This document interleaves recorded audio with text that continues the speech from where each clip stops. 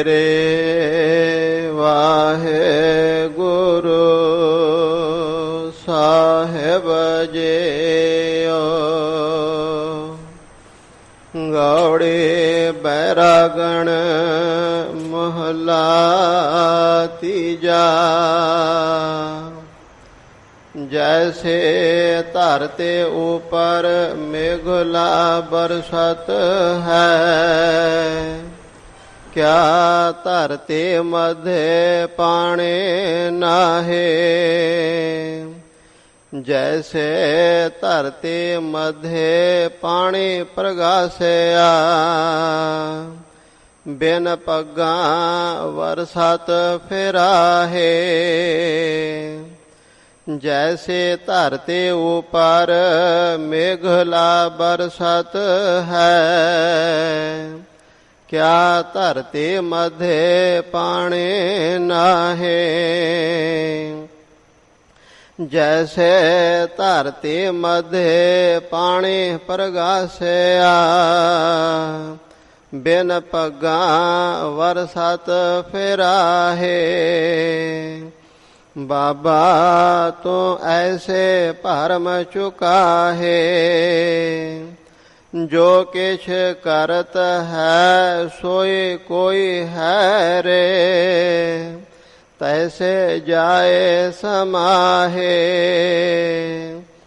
रहाओ। इस्तरे पुरख होए कै, क्या होए कर्म कमाहे। नाना रूप सदा है तेरे, तुझ हे माहे समाहे। इतने जन्म भूल परे से, जहाँ पाया ता भूले नाहे। जहाँ का कारज सोए पर जाने, जे गुर का शब्द समाहे। तेरा शब्द तू है आपे, परम कहाँ है। नानक तात तात स्यों मिलया, पुनरप जन्म ना आहे। तेरा शब्द तू है आपे, परम कहाँ है। नानक तात तात स्यों मिलया, पुनरप जन्म ना आहे। वाहेगुरु जी का खालसा, वाहेगुरु जी के फतेह। सच्चे पातशाह चवर छतर तख्त दे मालिक, दीना बंधु किरपा दे सागर, जागदी जोत धन साहिब श्री गुरु ग्रंथ साहिब जी महाराज,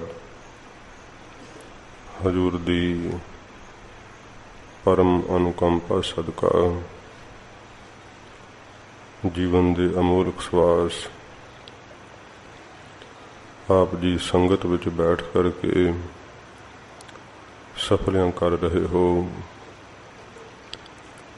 धन गुरु गोबिंद सिंह सच्चे पातशाह जी महाराज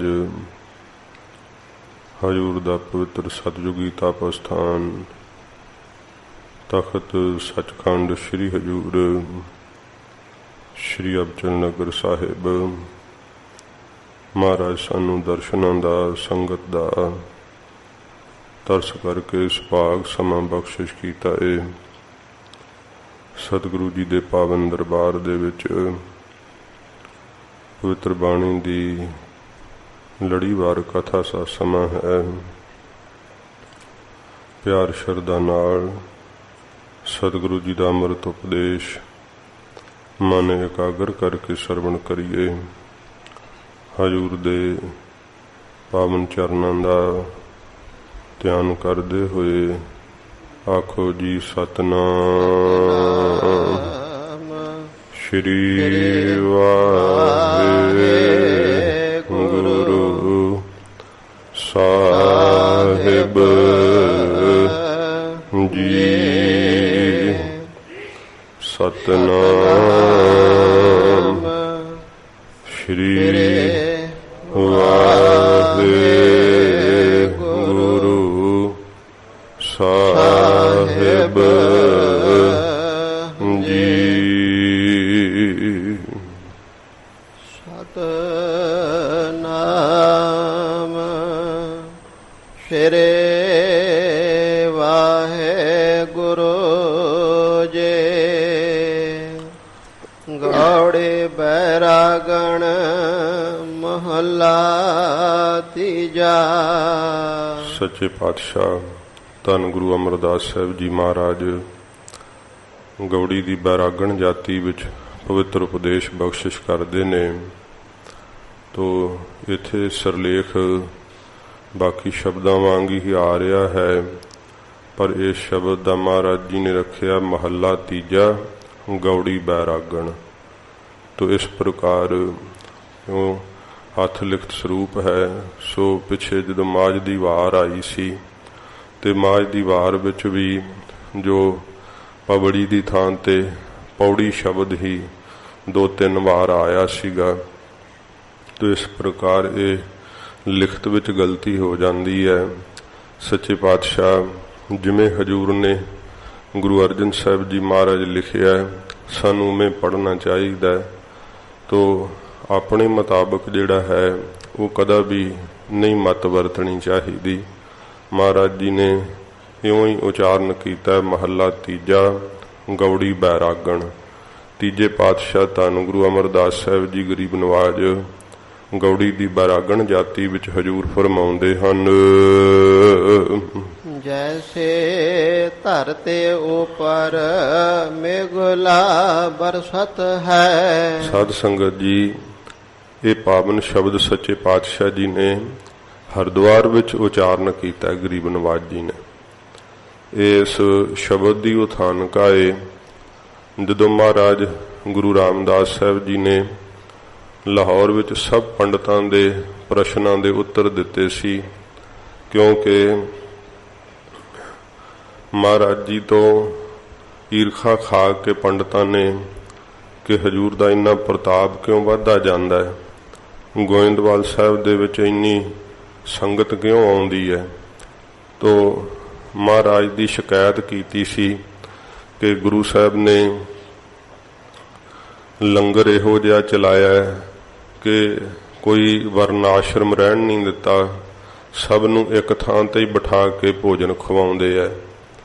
ਤੇ ਫਿਰ ਇੱਕ ਬੌਲੀ ਤੀਰਥ ਰਚਿਆ ਹੈ ਤੇ ਉਹਦੇ ਵਿੱਚ ਕਹਿੰਦੇ ਸਾਰੇ ਇੱਕ ਥਾਂ ਇਸ਼ਨਾਨ ਕਰੋ। ਤੇ ਅਸੀਂ ਹੁਣ ਬ੍ਰਾਹਮਣ ਹੋਏ, ਜਿੱਥੇ ਸ਼ੂਦਰ ਨਹਾਉਣ ਉੱਥੇ ਅਸੀਂ ਕਿਵੇਂ ਇਸ਼ਨਾਨ ਕਰ ਸਕਾਂਗੇ। ਇਹ ਗੁਰੂ ਸਾਹਿਬ ਨੇ ਸਾਡੇ ਧਰਮ ਦੀ ਮਰਿਆਦਾ ਵਿਗਾੜ ਦਿੱਤੀ।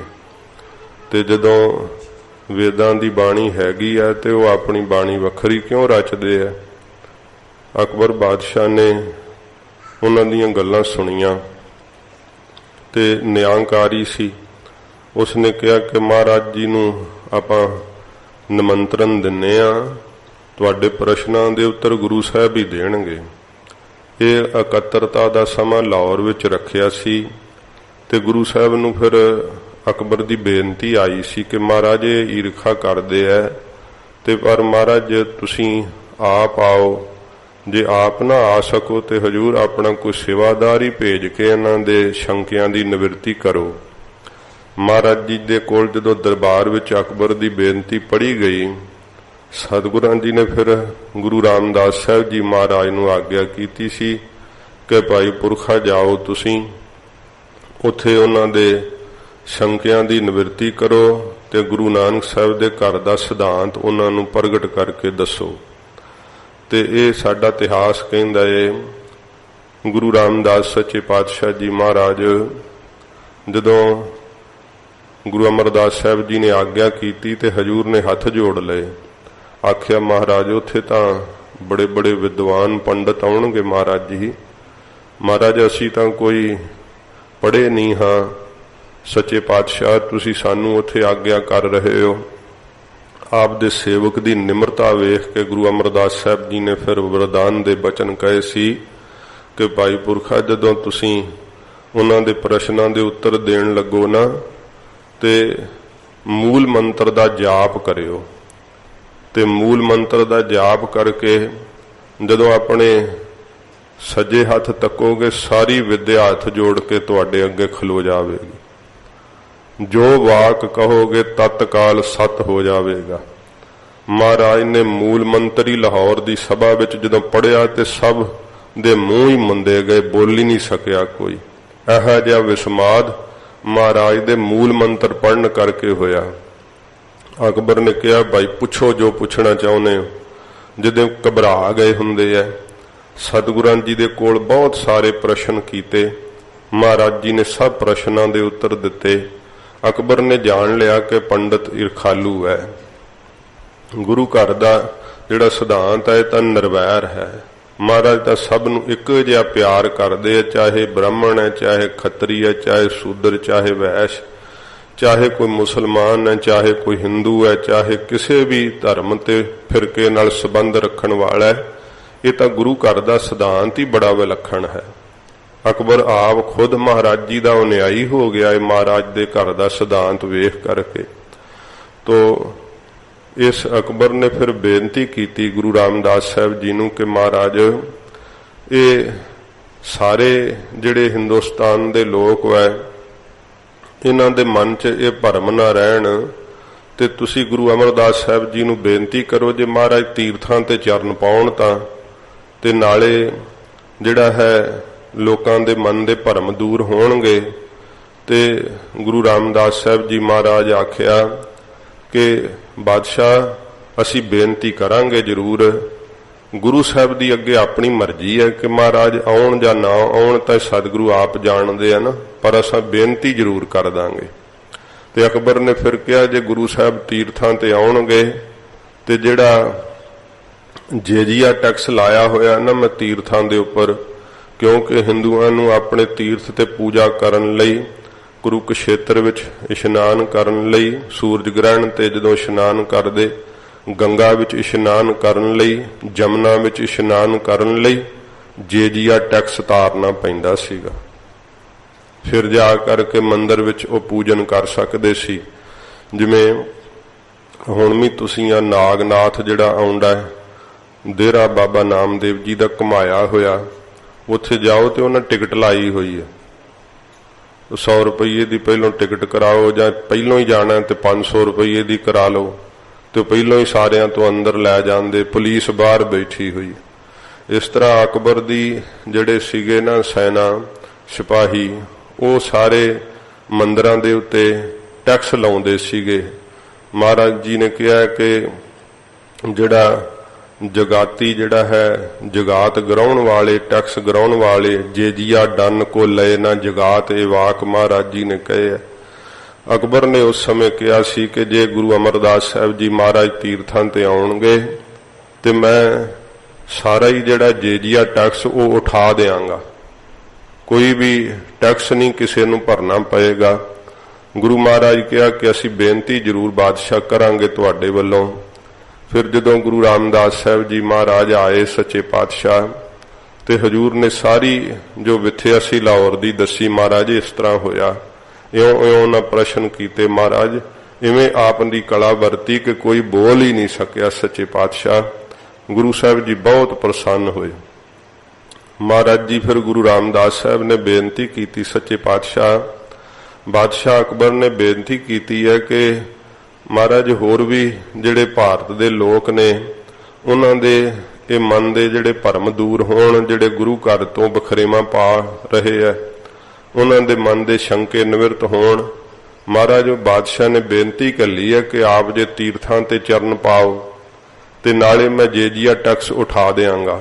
इहदी गवाही गुरु ग्रंथ साहिब जी की बाणी भरदी है कि गुरु अमरदास साहब जी ने जेजिया टैक्स उठाता सी सच्चे पातशाह ने। ते कई अपने कोलों ही होर होर इतिहास बना के ਕਿਤਾਬਾਂ 'ਚ ਸਕੂਲਾਂ 'ਚ ਪੜ੍ਹਾਉਂਦੇ ਆ। ਅਫਸੋਸ ਕਿ ਗੁਰੂ ਅਮਰਦਾਸ ਸਾਹਿਬ ਦੇ ਉਪਕਾਰਾਂ ਨੂੰ ਨਹੀਂ ਸਕੂਲਾਂ 'ਚ ਪੜ੍ਹਾਇਆ ਜਾਂਦਾ। ਕਿੱਥੇ ਨਾ ਇਹ ਆਪਣੀ ਰਹੁ ਰੀਤੀ ਮੁਤਾਬਕ ਵਿਆਹ ਕਰ ਸਕਦੇ ਸੀ। ਜੰਮਣ ਦੀ ਰੀਤ, ਮਰਨ ਦੀ ਰੀਤ ਕੋਈ ਨਹੀਂ ਸੀ ਮੁਗਲਿਆ ਹਕੂਮਤ ਇਹਨਾਂ ਨੂੰ ਕਰਨ ਦਿੰਦੀ। ਇਹ ਤਾਂ ਗੁਰੂ ਸਾਹਿਬ ਦੇ ਉਪਕਾਰ ਹੈ, ਧੰਨ ਗੁਰੂ ਦਸਵੇਂ ਪਾਤਸ਼ਾਹ ਜੀ ਮਹਾਰਾਜ ਦੇ, ਕਿ ਗੁਲਾਮੀ ਦੀਆਂ ਜੰਜੀਰਾਂ ਮਹਾਰਾਜ ਤੋੜ ਦਿੱਤੀਆਂ ਸੱਚੇ ਪਾਤਸ਼ਾਹ ਆਪਦੇ ਪੰਥ ਦਾ, ਆਪਦੇ ਪਰਿਵਾਰ ਦਾ ਖੂਨ ਵਹਾ ਕਰਕੇ। ਇਹ ਸਤਿਗੁਰਾਂ ਦੇ ਉਪਕਾਰ ਹਨ, ਪਰ ਭੁੱਲੇ ਹੋਇਆ ਇਸ ਦੇਸ਼ ਦੇ ਵਾਸੀ ਗੁਰੂ ਸਾਹਿਬ ਦੇ ਉਪਕਾਰਾਂ ਨੂੰ ਰਾਜ ਦੇ ਨਸ਼ੇ ਦੇ ਅੰਦਰ। ਤੋ ਸਾਧ ਸੰਗਤ ਜੀ, ਜਦੋਂ ਫਿਰ ਮਹਾਰਾਜ ਗੁਰੂ ਅਮਰਦਾਸ ਸਾਹਿਬ ਬੇਨਤੀ ਸੁਣੀ, ਸਤਿਗੁਰੂ ਦੀ ਮੌਜ ਆਈ, ਫਿਰ ਮਹਾਰਾਜ ਕਹਿੰਦੇ ਚਲੋ ਭਾਈ ਤਿਆਰੀ ਕਰੋ। ਉਹ ਗੁਰੂ ਮਹਾਰਾਜ ਗੁਰੂ ਰਾਮਦਾਸ ਸਾਹਿਬ ਨੂੰ ਸਿੱਖਾਂ ਨੇ ਪੁੱਛਿਆ, ਤੇ ਗੁਰੂ ਸਾਹਿਬ ਜੀ ਨੇ ਜਦੋਂ ਗੁਰਿਆਈ ਦੇ ਮਾਲਕ ਹੋਏ ਉਦੋਂ ਫਿਰ ਦੱਸਿਆ ਸੀ ਸਾਰਾ। ਸਿੱਖਾਂ ਨੇ ਪੁੱਛਿਆ ਸੀ, ਮਹਾਰਾਜ ਜਦੋਂ ਗੁਰੂ ਅਮਰਦਾਸ ਸਾਹਿਬ ਜੀ ਕੁਰੂਕਸ਼ੇਤਰ ਗਏ ਸੀ, ਮਹਾਰਾਜ ਤੁਸੀਂ ਨਾਲ ਗਏ ਸੀ, ਉਦੋਂ ਦੱਸੋ ਕੀ ਕੀ ਹੋਇਆ ਸੀਗਾ। ਤੇ ਫਿਰ ਮਹਾਰਾਜ ਗੁਰੂ ਰਾਮਦਾਸ ਸਾਹਿਬ ਨੇ ਆਖਿਆ ਸੀ, ਪ੍ਰਥਮ ਆਏ ਕੁਲ ਖੇਤ ਗੁਰ ਸਤਿਗੁਰ ਪੁਰਬ ਹੋਆ। ਉਹ ਕੁਰੂਕਸ਼ੇਤਰ ਵਿੱਚ ਅਸਥਾਨ ਬਣਿਆ ਹੋਇਆ ਗੁਰੂ ਅਮਰਦਾਸ ਸਾਹਿਬ ਜੀ ਮਹਾਰਾਜ ਦਾ ਪਵਿੱਤਰ ਗੁਰਦੁਆਰਾ ਸਾਹਿਬ। ਜਦੋਂ ਸਤਿਗੁਰੂ ਜੀ ਆਏ ਤੇ ਸਾਧ ਸੰਗਤ ਜੀ ਅਭੀਜ ਦਾ ਪੁਰਬ ਲੱਗਾ ਸੀ। ਸਾਰੇ ਹੀ ਸਤਿਗੁਰਾਂ ਜੀ ਦੇ ਦਰਸ਼ਨ ਕਰਨ ਨੂੰ ਜਿਹੜੀ ਹੈ ਨਾ, ਦਰਸ਼ਨ ਦੇਖਣ ਕਾਰਨ ਉਲਟ ਪਈ ਸਗਲੀ ਲੋਕਾਈ। ਮਹਾਰਾਜ ਦੇ ਦਰਸ਼ਨ ਕਰਨ ਵਾਸਤੇ ਸਾਰੇ ਲੋਕ ਇਕੱਠੇ ਹੋ ਗਏ। ਐਸਾ ਪੁਰਬ ਲੱਗਾ। ਸੱਚੇ ਪਾਤਸ਼ਾਹ ਜੀ ਮਹਾਰਾਜ ਕਿਹਾ, ਫਿਰ ਦੁਤੀਆ ਜਮਨ ਗਏ ਗੁਰ ਹਰ ਹਰ ਜਪਨ ਕੀਆ। ਦੂਜੀ ਫਿਰ ਵਾਰੀ ਮਹਾਰਾਜ ਸੱਚੇ ਪਾਤਸ਼ਾਹ ਭਾਵ ਦੂਜੇ ਥਾਂ ਤੇ ਜਮਨਾ ਦੇ ਕੰਢੇ ਤੇ ਮਹਾਰਾਜ ਸਾਹਿਬ ਜੀ ਗਏ, ਜਿੱਥੇ ਸਤਿਗੁਰਾਂ ਜੀ ਨੇ ਹਰ ਹਰ ਜਪਨ ਕੀਆ। ਵਾਹਿਗੁਰੂ ਵਾਹਿਗੁਰੂ ਦਾ ਜਾਪ ਹੀ ਰਟਾਤਾ ਸਾਰੇ ਜਿੰਨੇ ਮਹਾਰਾਜ ਸਾਹਿਬ ਜੀ ਦੇ ਨਾਲ ਸੀਗੇ। ਤੇ ਫਿਰ ਤ੍ਰਿਤੀਆ ਆਏ ਸੁਰਸਰੀ ਤਹਿ ਕੌਤਕ ਚਲਤ ਭਇਆ। ਗੁਰੂ ਮਹਾਰਾਜ ਕਹਿੰਦੇ ਜਦੋਂ ਤੀਜੇ ਥਾਂ ਮਹਾਰਾਜ ਸੁਰਸਰੀ ਗੰਗਾ ਦੇ ਕੰਢੇ ਹਰਿਦੁਆਰ ਆਏ ਨਾ, ਤਹਿ ਕੌਤਕ ਚਲਤ ਭਇਆ। ਮਹਾਰਾਜ ਕਹਿੰਦੇ ਇਹੋ ਜਿਹਾ ਕੌਤਕ ਵਰਤਿਆ ਜਿਹੜੇ ਉਹ ਜੇਜੀਆ ਲਾਉਣ ਵਾਲੇ ਸੀ ਨਾ, ਉਹ ਅਕਬਰ ਦਾ ਕਿਹਾ ਹੋਇਆ ਸੀ ਕਿ ਜਿਹੜਾ ਗੁਰੂ ਅਮਰਦਾਸ ਸਾਹਿਬ ਜੀ ਦਾ ਸਿੱਖ ਹੋਵੇ ਉਹਦੇ ਕੋਲੋਂ ਕੋਈ ਟੈਕਸ ਨਾ ਲਵੇ। ਤੇ ਫਿਰ ਉਹ ਕਿਹਾ ਕਿ ਬਾਦਸ਼ਾਹ ਅਸੀਂ ਕਿਵੇਂ ਪਹਿਚਾਨ ਸਕਾਂਗੇ ਕਿ ਇਹ ਗੁਰੂ ਸਾਹਿਬ ਦਾ ਸਿੱਖ ਹੈ। ਬਾਦਸ਼ਾਹ ਨੇ ਹੁਕਮ ਜਾਰੀ ਕੀਤਾ, ਜਿਹੜਾ ਮੂਲ ਮੰਤਰ ਜ਼ਬਾਨੀ ਛਡਾ ਦੇ ਉਹਨੂੰ ਸੁਣਾ ਦੇਵੇ ਉਹਨੂੰ ਛੱਡ ਦਿਓ, ਉਹ ਗੁਰੂ ਜੀ ਦਾ ਸਿੱਖ ਹੈ। ਕੇਸਾਂ ਦੀ ਮੋਹਰ ਵੇਖ ਕੇ ਛੱਡ ਦਿਓ।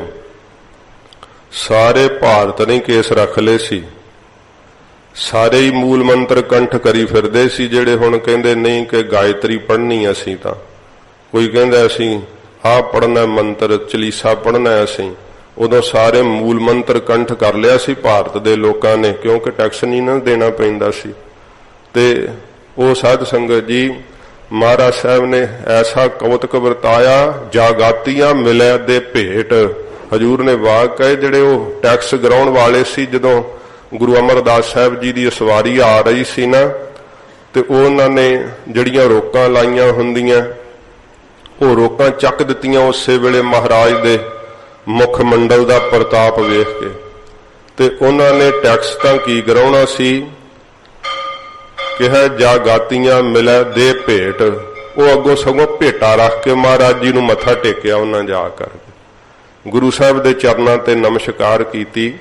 ਤੇ ਸਾਧ ਸੰਗਤ ਜੀ ਤਿੰਨੇ ਹੀ ਲੋਕ ਦਰਸ਼ਨ ਵੇਖਣ ਵਾਸਤੇ ਆ ਗਏ ਗੁਰੂ ਅਮਰਦਾਸ ਸਾਹਿਬ ਜੀ ਮਹਾਰਾਜ ਦਾ।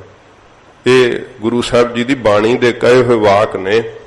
ਸੱਚੇ ਪਾਤਸ਼ਾਹ ਜੀ ਮਹਾਰਾਜ ਜਦੋਂ ਉੱਥੇ ਆਏ ਨਾ, ਫਿਰ ਤਹਿ ਕੌਤਕ ਚਲਤ ਭਇਆ। ਉੱਥੇ ਕੀ ਕੌਤਕ ਚਲਤ ਹੋਇਆ, ਉੱਥੇ ਫਿਰ ਸਾਧ ਸੰਗਤ ਜੀ ਜਿਹੜੇ ਪੰਡਤ ਸੀ ਨਾ ਸਾਰੇ ਵਿਦਵਾਨ, ਉਹ ਇਕੱਠੇ ਹੋ ਕੇ ਮਹਾਰਾਜ ਜੀ ਦੇ ਕੋਲ ਆਏ। ਤੇ ਸੱਚੇ ਪਾਤਸ਼ਾਹ ਜੀ ਮਹਾਰਾਜ ਨੂੰ ਇਹਨਾਂ ਫਿਰ ਇੱਥੇ ਪ੍ਰਸ਼ਨ ਕੀਤੇ ਹੈ। ਉਹਨਾਂ ਪ੍ਰਸ਼ਨਾਂ ਦੇ ਉੱਤਰ ਹੈ ਇਸ ਸ਼ਬਦ ਦੇ ਅੰਦਰ ਜੋ ਗੁਰੂ ਸਾਹਿਬ ਬਖਸ਼ਿਸ਼ ਕੀਤੀ ਹੈ।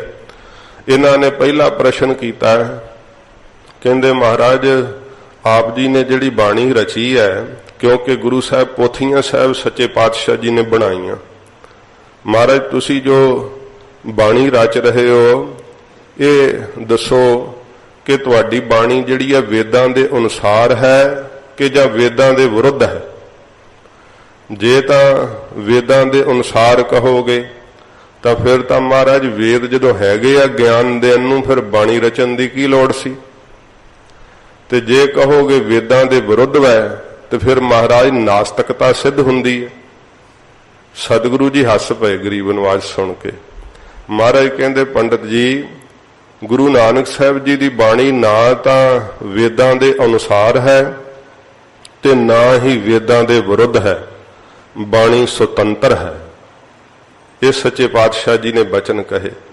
ਤੇ ਗੁਰੂ ਸਾਹਿਬ ਜੀ ਨੂੰ ਜਦੋਂ ਇਹਨਾਂ ਫਿਰ ਕਿਹਾ, ਮਹਾਰਾਜ ਇਹ ਬਾਣੀ ਰਚਨ ਦੀ ਲੋੜ ਕੀ ਸੀ, ਸਤਿਗੁਰੂ ਜੀ ਦੱਸਦੇ ਸ਼ਬਦ ਦੇ ਅੰਦਰ ਕਿ ਬਾਣੀ ਦੇ ਰਚਨ ਦੀ ਲੋੜ ਕਿਉਂ ਪਈ।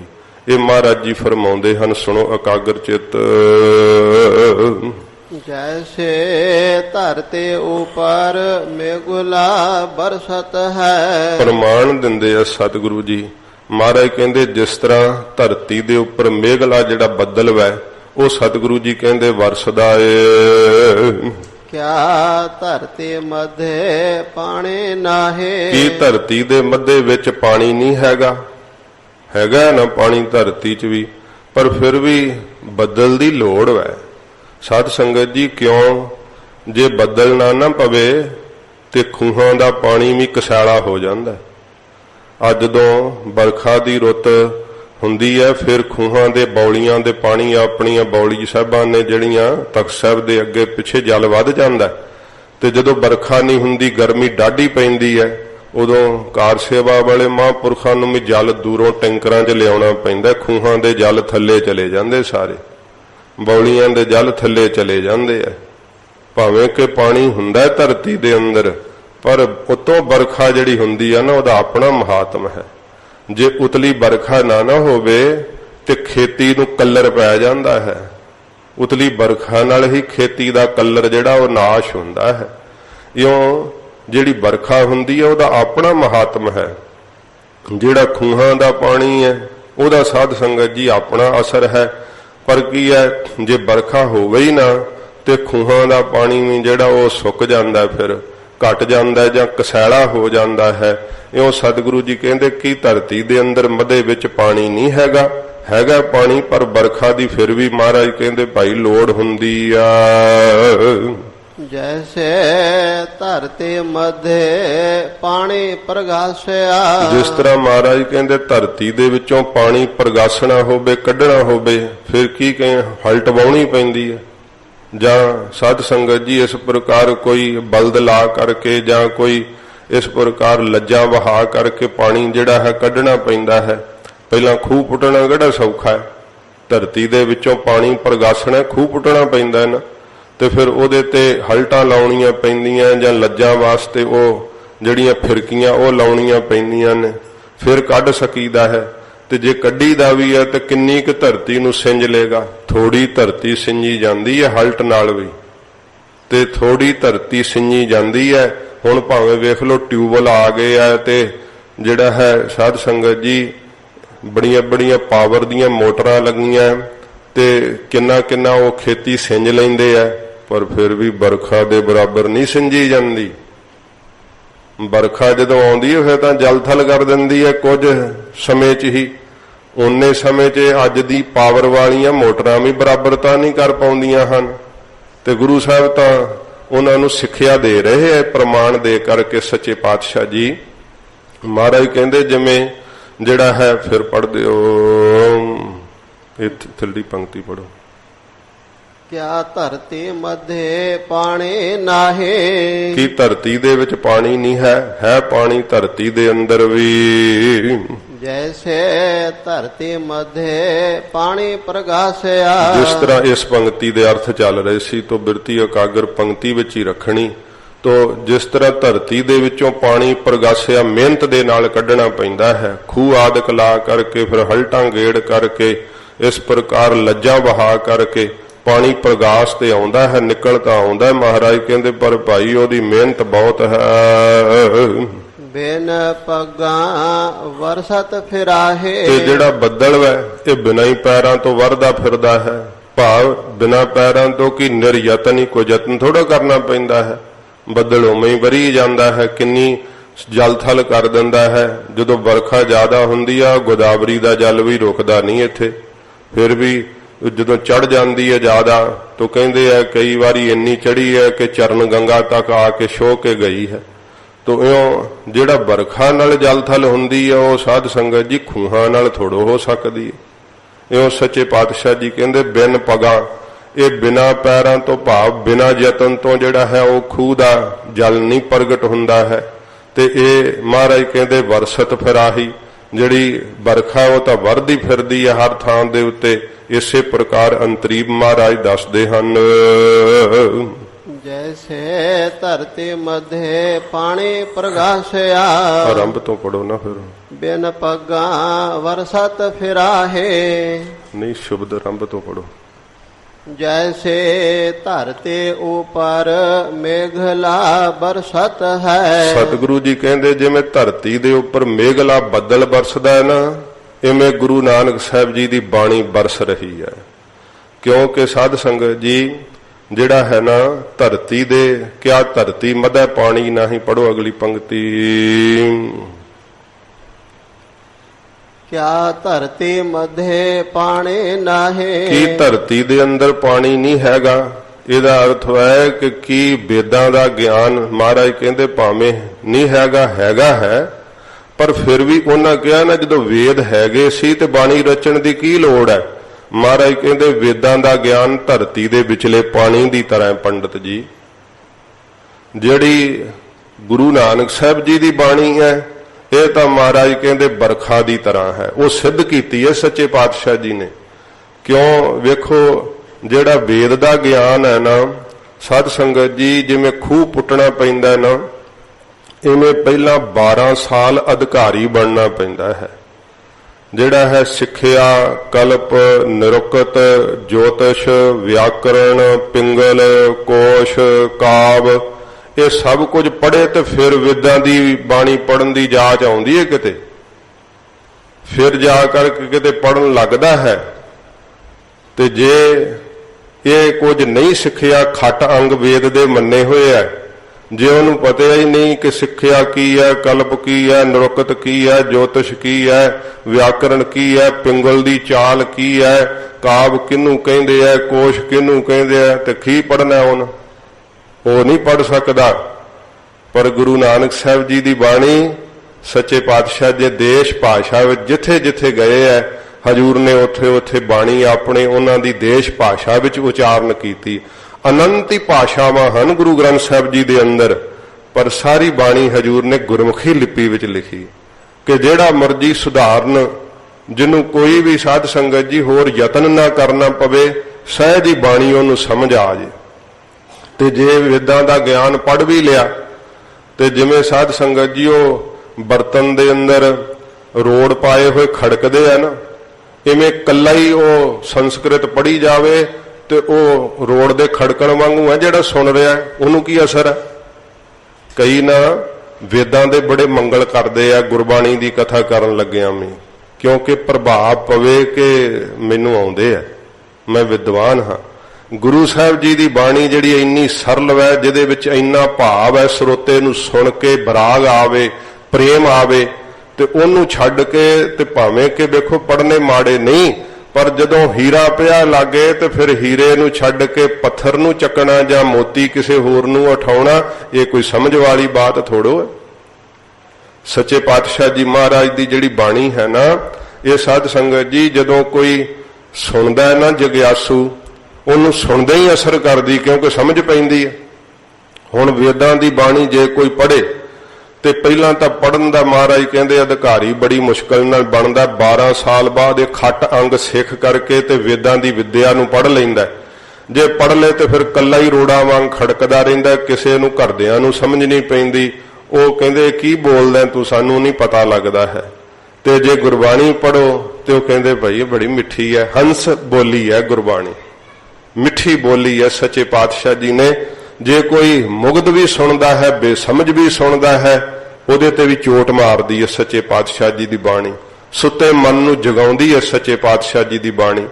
ਫਿਰ ਸਾਧ ਸੰਗਤ ਜੀ ਜਿਹੜਾ ਵੇਦਿਆਂ ਦੀ ਵਿਦਿਆ ਦਾ ਪੜ੍ਹਨ ਦਾ ਅਧਿਕਾਰ ਹੈ, ਹਜੂਰ ਨੇ ਕਿਹਾ ਪੰਡਤ ਜੀ ਵੇਖੋ ਬ੍ਰਾਹਮਣ ਜਿਹੜਾ ਹੈ ਉਹ ਵਿਦਿਆ ਪੜ੍ਹ ਸਕਦਾ ਤੇ ਪੜ੍ਹਾ ਸਕਦਾ ਹੈ।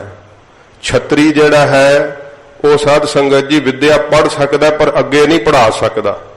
ਵੈਸ਼ ਜਿਹੜਾ ਹੈ ਉਹ ਵਿਦਿਆ ਪੜ੍ਹ ਨਹੀਂ ਸਕਦਾ, ਨਾ ਪੜ੍ਹਾ ਸਕਦਾ, ਸੁਣ ਸਕਦਾ ਹੈ।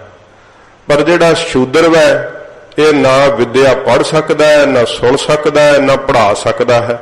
ਮਨੂ ਸਿਮਰਤੀ ਵਿੱਚ ਲਿਖਿਆ ਹੋਇਆ ਜੇ ਕਰਕੇ ਸ਼ੂਦਰ ਵਿਦਿਆ ਪੜ੍ਹ ਲੇ ਤੇ ਮਨੂ ਸਿਮਰਤੀ 'ਚ ਲਿਖਿਆ ਉਹਦੀ ਜ਼ਬਾਨ ਕੱਟ ਦੇਣੇ ਯੋਗ ਹੈ, ਕੱਟ ਦੇਣੀ ਚਾਹੀਦੀ ਉਹਦੀ ਜ਼ਬਾਨ।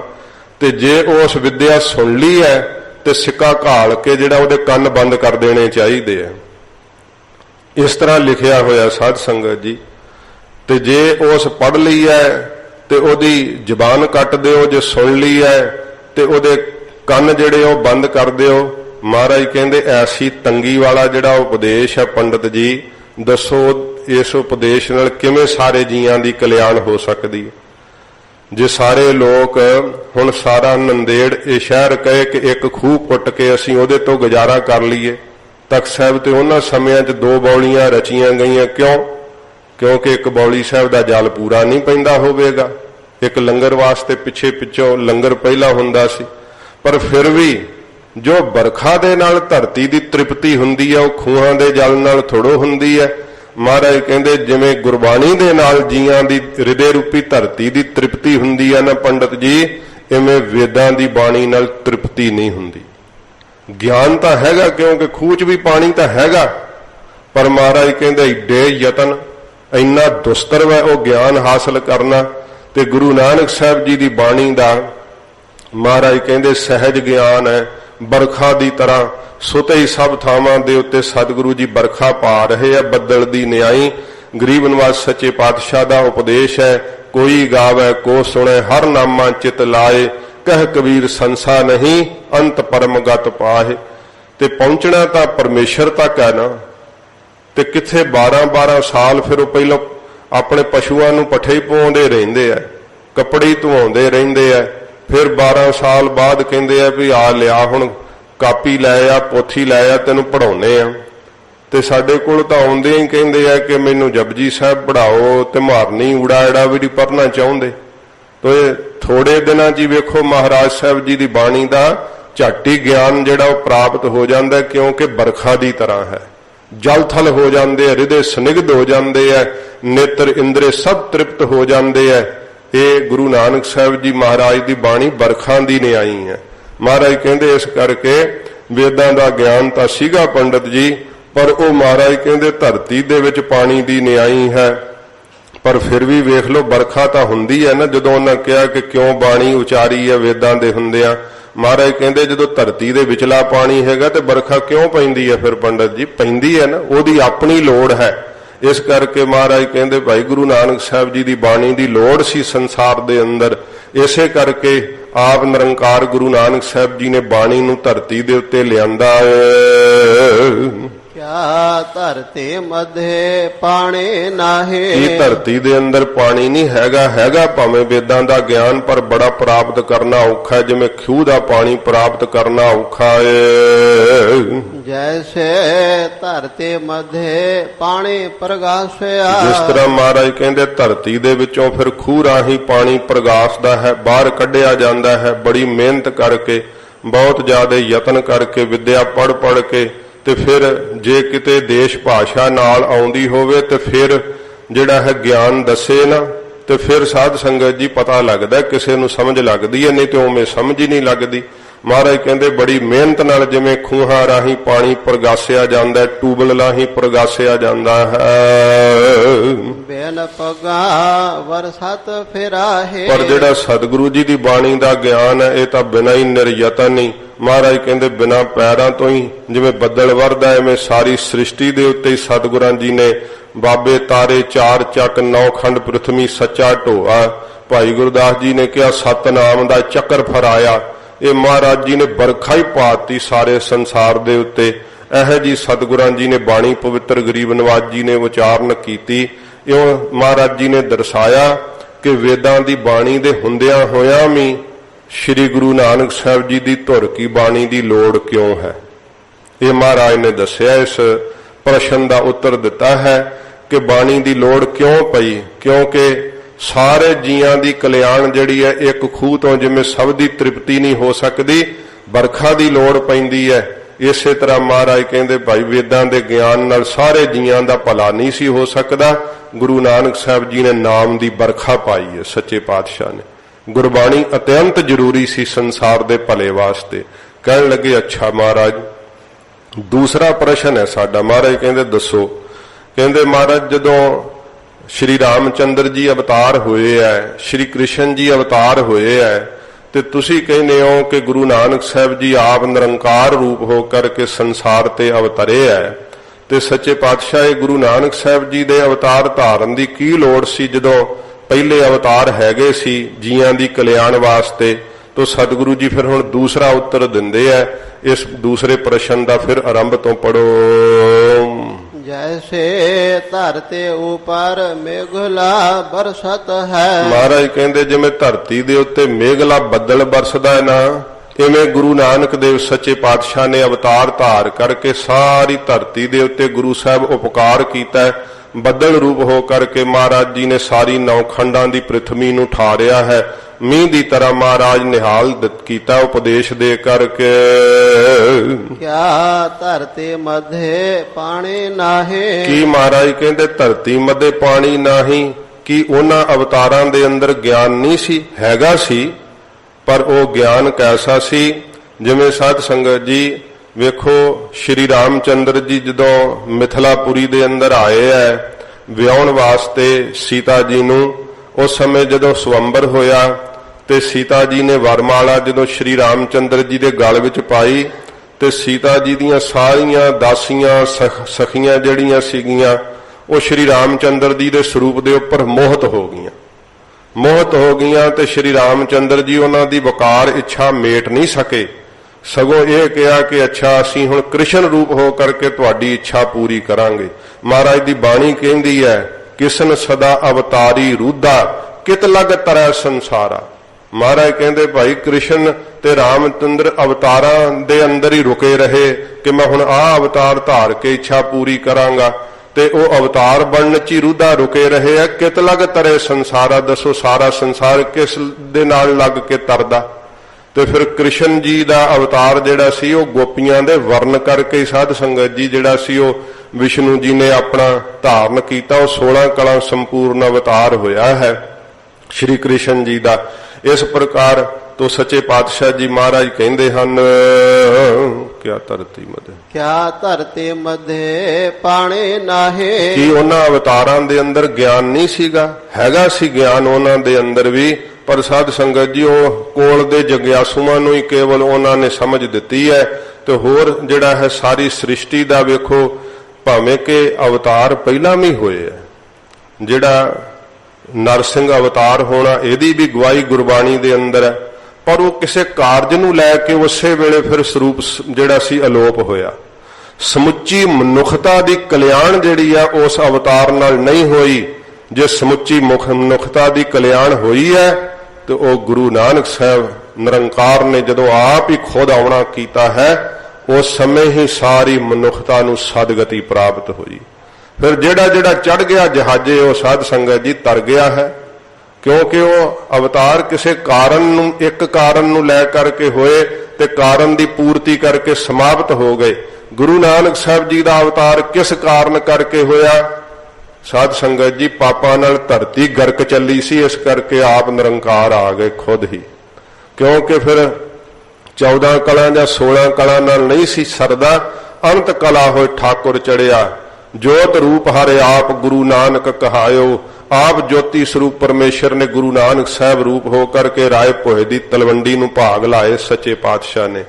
ਤੇ ਫਿਰ ਸਾਧ ਸੰਗਤ ਜੀ ਵੇਖੋ ਅਵਤਾਰਾਂ ਕੋਲ ਗਿਆਨ ਤਾਂ ਸੀਗਾ ਪਹਿਲੋਂ ਵੀ, ਪਰ ਉਸ ਗਿਆਨ ਦੀ ਬਾਬਤ ਦੱਸਦੇ ਹਨ ਜੈਸੇ ਧਰਤੀ ਮਧੇ ਪਾਣੀ ਪ੍ਰਗਾਸਿਆ। ਜਿਵੇਂ ਧਰਤੀ ਦੇ ਵਿੱਚੋਂ ਪਾਣੀ ਪ੍ਰਗਾਸਣਾ ਪੈਂਦਾ ਹੈ ਨਾ, ਇਵੇਂ ਸਾਧ ਸੰਗਤ ਜੀ ਕੀ ਅਵਤਾਰਾਂ ਨੇ ਅਧਿਕਾਰੀ ਵੇਖ ਕੇ ਗਿਆਨ ਦਿੱਤਾ ਹੈ।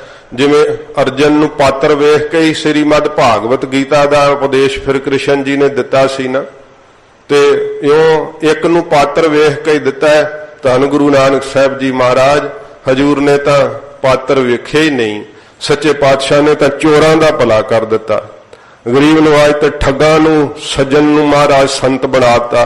ਕਿੱਥੇ ਪਾਤਰ ਵੇਖਿਆ ਹੀ ਨਹੀਂ ਨੂਰ ਸ਼ਾਹ ਜਾਦੂਗਰਨੀ ਨੂੰ, ਜਿੱਥੇ ਭਾਈ ਮਰਦਾਨਾ ਨੂੰ ਮੇਢਾ ਬਣਾ ਲਿਆ ਸੀ, ਮਹਾਰਾਜ ਸੱਚੇ ਪਾਤਸ਼ਾਹ ਨੇ ਨੂਰ ਸ਼ਾਹ ਜਾਦੂਗਰਨੀ ਨੂੰ ਬ੍ਰਹਮ ਗਿਆਨ ਦੇ ਕੇ ਨਿਹਾਲ ਕੀਤਾ। ਅਧਿਕਾਰੀ ਵੇਖਿਆ ਹੀ ਨਹੀਂ ਸੱਚੇ ਪਾਤਸ਼ਾਹ ਜੀ ਨੇ, ਮਹਾਰਾਜ ਦੀ ਨਿਗਾਹ ਨਾਲ ਹੀ ਪਾਤਰ ਬਣ ਗਏ।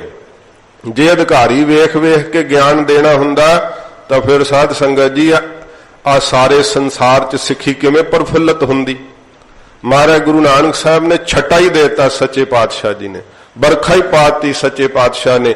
ਇਸ ਕਰਕੇ ਗੁਰੂ ਨਾਨਕ ਸਾਹਿਬ ਦੇ ਅਵਤਾਰ ਦੇ ਬਰਾਬਰ ਦੂਸਰੇ ਅਵਤਾਰ ਕਿਵੇਂ ਹੋ ਸਕਦੇ ਆ? ਉਹ ਤਾਂ ਵਿਸ਼ਨੂੰ ਜੀ ਨੇ ਅਵਤਾਰ ਧਾਰਨ ਕੀਤੇ ਆ, ਗੁਰੂ ਦਸਵੇਂ ਪਾਤਸ਼ਾਹ ਨੇ ਇਸੇ ਕਰਕੇ ਗਿਆਨ ਸਿੱਖ ਨੂੰ ਪ੍ਰਾਪਤ ਹੋਵੇ ਉਹਨਾਂ ਚਮੀਆਂ ਅਵਤਾਰਾਂ ਦੀ ਕਥਾ ਲਿਖ ਦਿੱਤੀ ਹੈ ਕਿ ਸਾਡੇ ਸਿੱਖ ਕਿਤੇ ਭੁਲੇਖਾ ਨਾ ਖਾ ਜਾਣ ਕਿ ਸਾਡੇ ਜਿਹੜੇ ਸਰੂਪ ਆ ਉਹ ਵਿਸ਼ਨੂੰ ਦੇ ਸਰੂਪ ਹੋਏ ਆ। ਨਹੀਂ, 10 ਪਾਤਸ਼ਾਹੀਆਂ ਦਾ ਜਿਹੜਾ ਸਾਧ ਸੰਗਤ ਜੀ ਗੁਰੂ ਨਾਨਕ ਸਾਹਿਬ ਜੀ ਮਹਾਰਾਜ ਦੀ ਇੱਕੋ ਹੀ ਜੋਤ ਵਰਤੀ ਹੈ 10 ਪਾਤਸ਼ਾਹੀਆਂ ਦੇ ਅੰਦਰ, ਤੇ ਨਿਰੰਕਾਰ ਸਰੂਪ ਸੱਚੇ ਪਾਤਸ਼ਾਹ ਨੇ ਉਹ ਜੋਤ ਗੁਰੂ ਗ੍ਰੰਥ ਸਾਹਿਬ ਦੇ ਅੰਦਰ ਧਰੀ ਹੈ। ਇਸ ਕਰਕੇ ਜਿਹੜਾ ਗੁਰੂ ਨਾਨਕ ਸਾਹਿਬ ਜੀ ਦਾ ਮਿਸ਼ਨ ਹੈ ਨਾ ਉਹ ਇਹ ਹੈ। ਵੇਖੋ ਸ਼੍ਰੀ ਰਾਮਚੰਦਰ ਜੀ ਇੱਛਾ ਨਹੀਂ ਉਹਨਾਂ ਦੀ ਪੂਰੀ ਜਿਹੜੀ ਸੀ, ਉਹਨਾਂ ਦੇ ਵਿਕਾਰ ਨਹੀਂ ਮੇਟ ਸਕੇ, ਇੱਛਾ ਪੂਰਤੀ ਲਈ ਕ੍ਰਿਸ਼ਨ ਰੂਪ ਹੋ ਕਰਕੇ ਆਉਣਾ ਪਿਆ। ਅਵਤਾਰ ਬਣਨ ਦੇ ਅੰਦਰ ਹੀ ਰੁਕੇ ਰਹੇ ਨਾ ਕਿ ਅਵਤਾਰ ਧਾਰ ਕੇ ਆਉਂਗਾ। ਪਰ ਜਦੋਂ ਗੁਰੂ ਨਾਨਕ ਸਾਹਿਬ ਜੀ ਮਹਾਰਾਜ ਸਿੰਗਲਾ ਦੀਪ ਗਏ ਹੈ ਤੇ ਸ਼ਿਵਨਾਭ ਰਾਜੇ ਨੇ ਭੇਜੀਆਂ ਪਦਮਨੀ ਜਾਤੀ ਦੀਆਂ ਜਿਹੜੀਆਂ ਇਸਤਰੀਆਂ ਸੀਗੀਆਂ, ਤੇ ਉਹ ਜਦੋਂ ਗਈਆਂ ਸਤਿਗੁਰੂ ਜੀ ਦੇ ਸਾਹਮਣੇ ਹਾਵ ਭਾਵ ਪ੍ਰਗਟ ਕੀਤੇ। ਹਜੂਰ ਨੇ ਕਿਹਾ ਭਾਈ ਮਰਦਾਨਿਆ ਰਬਾਬ ਛੇੜ। ਸਤਿਗੁਰੂ ਜੀ ਨੇ ਬਸੰਤ ਰਾਗ ਵਿੱਚ ਜਦੋਂ ਸ਼ਬਦ ਉਠਾਇਆ ਨਾ ਵਕਾਰ ਹੀ ਮਰ ਗਏ, ਐਸਾ ਪੱਥਰ ਸਿਰ ਤੇ ਪਾਤਾ ਮਹਾਰਾਜ ਜੀ ਨੇ। ਤੇ ਉਹਨਾਂ ਨੂੰ ਸਤਿਗੁਰਾਂ ਨੇ ਸ਼ਬਦ ਦੇ ਅੰਦਰ ਕਿਹਾ ਗਾਛੋ ਪੁੱਤਰੀ ਰਾਜ ਕੁਵਾਰ ਨਾਮ ਭਣੋ ਸਤ ਦੌਤ ਸੁਵਾਰ। ਮਹਾਰਾਜ ਕਹਿੰਦੇ ਹੇ ਰਾਜ ਕੁਵਾਰੀਓ ਤੁਸੀਂ ਤਾਂ ਸਾਡੀਆਂ ਧੀਆਂ ਹੋ, ਸਾਡੀਆਂ ਪੁੱਤਰੀਆਂ ਹੋ। ਲਿਵ ਲੱਗ ਗਈ ਸ਼ਬਦ ਅੰਦਰ, ਮਹਾਰਾਜ ਦੇ ਸਾਹਮਣੇ ਬੈਠ ਗਈਆਂ। ਸਤਿਗੁਰਾਂ ਜੀ ਨੇ ਵਕਾਰ ਇੱਛਾ ਹੀ ਮੇਟ ਦਿੱਤੀ। ਹੁਣ ਗੁਰੂ ਨਾਨਕ ਸਾਹਿਬ ਜੀ ਦੇ ਬਰਾਬਰ ਕਿਵੇਂ ਕੋਈ ਅਵਤਾਰ ਹੋ ਸਕਦਾ ਹੈ? ਇਸ ਕਰਕੇ ਮਹਾਰਾਜ ਗੁਰੂ ਅਮਰਦਾਸ ਸਾਹਿਬ ਜੀ ਕਹਿੰਦੇ ਆ ਪੰਡਤ ਜੀ ਭਾਵੇਂ ਅਵਤਾਰ ਹੋਏ ਆ ਸੰਸਾਰ ਦੇ ਅੰਦਰ, ਪਰ ਗੁਰੂ ਨਾਨਕ ਸਾਹਿਬ ਦਾ ਅਵਤਾਰ ਹੋਣਾ ਅਵਸ਼ ਜ਼ਰੂਰੀ ਸੀਗਾ, ਨਹੀਂ ਤਾਂ ਧਰਤੀ ਨੂੰ ਕਿੰਨ ਠੱਲਣਾ ਸੀਗਾ। ਥੰਮੇ ਕੋਏ ਨਾ ਸਾਧ ਬਿਨ ਤੇ ਸਾਧ ਨਾ ਦਿਸੈ ਜਗ ਵਿੱਚ ਕੋਆ। ਭਾਈ ਗੁਰਦਾਸ ਜੀ ਨੇ ਕਿਹਾ ਹੁਣ ਕੌਣ ਗੁਰੂ ਨਾਨਕ ਸਾਹਿਬ ਤੋਂ ਬਿਨਾਂ ਥੰਮ ਸਕਦਾ ਸੀ ਇਸ ਗਰਕ ਹੋਣੋਂ ਧਰਤੀ ਨੂੰ?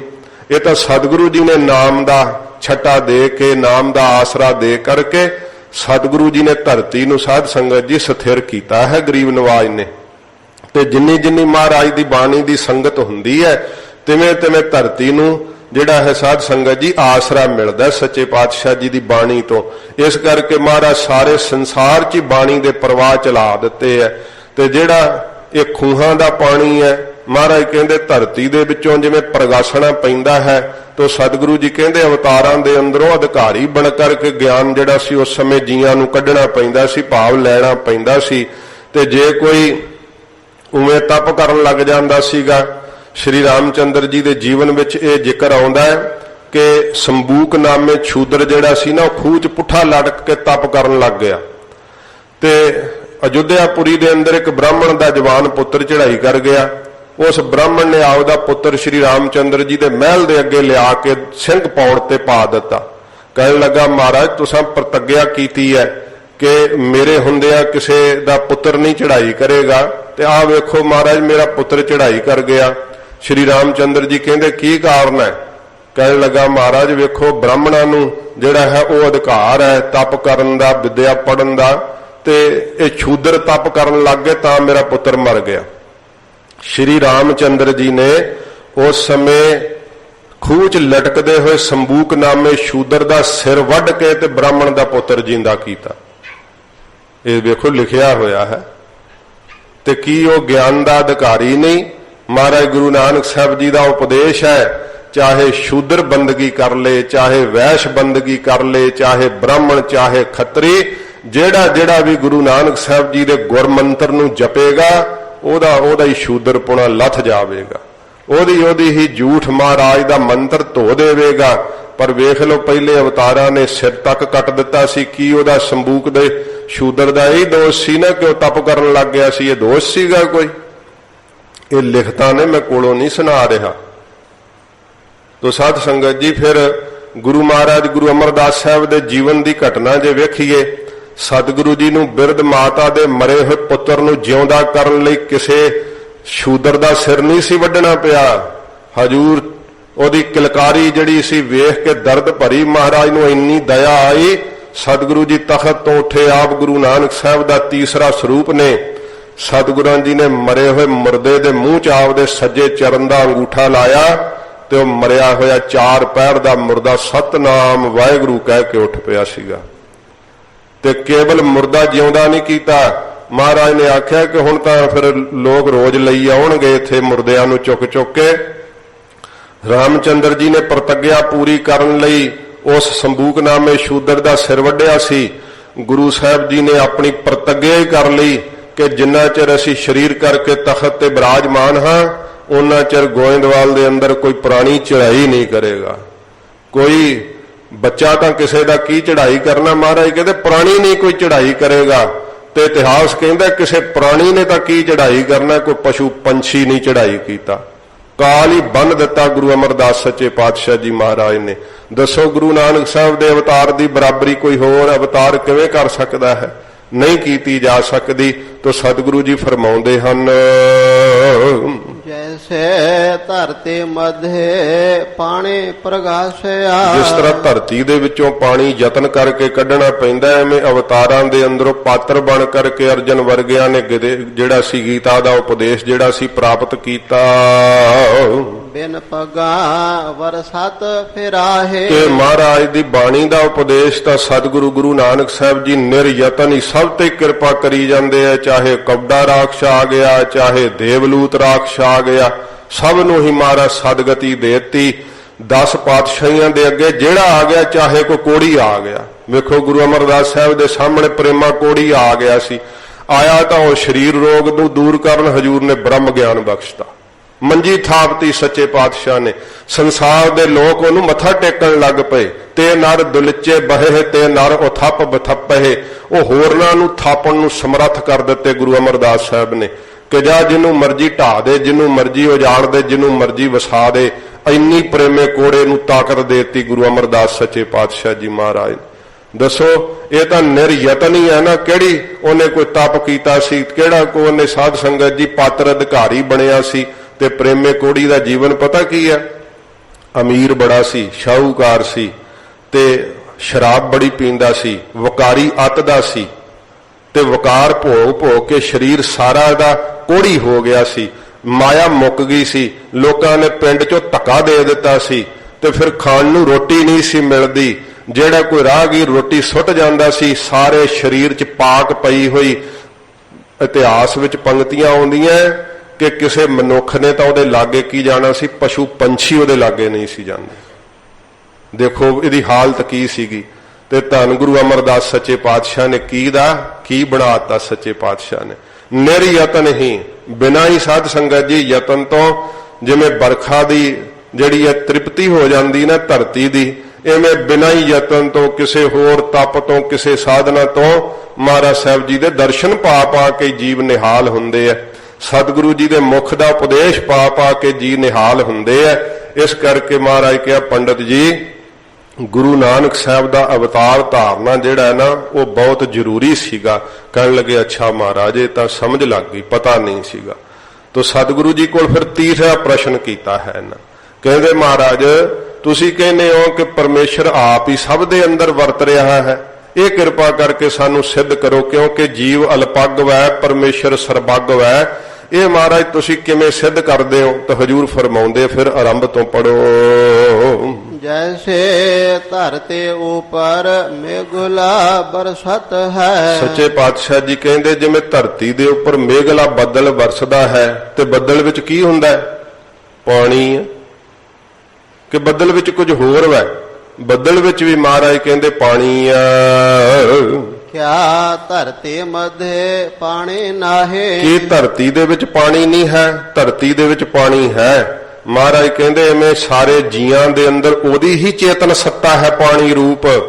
ਤੇ ਆਪ ਸ਼ੁੱਧ ਨਿਰੰਕਾਰ ਰੂਪ ਜਿਹੜਾ ਹੈ ਉਹ ਆਪ ਤਾਂ ਸ਼ੁੱਧ ਸਰੂਪ ਹੈਗਾ ਹੀ ਹੈ।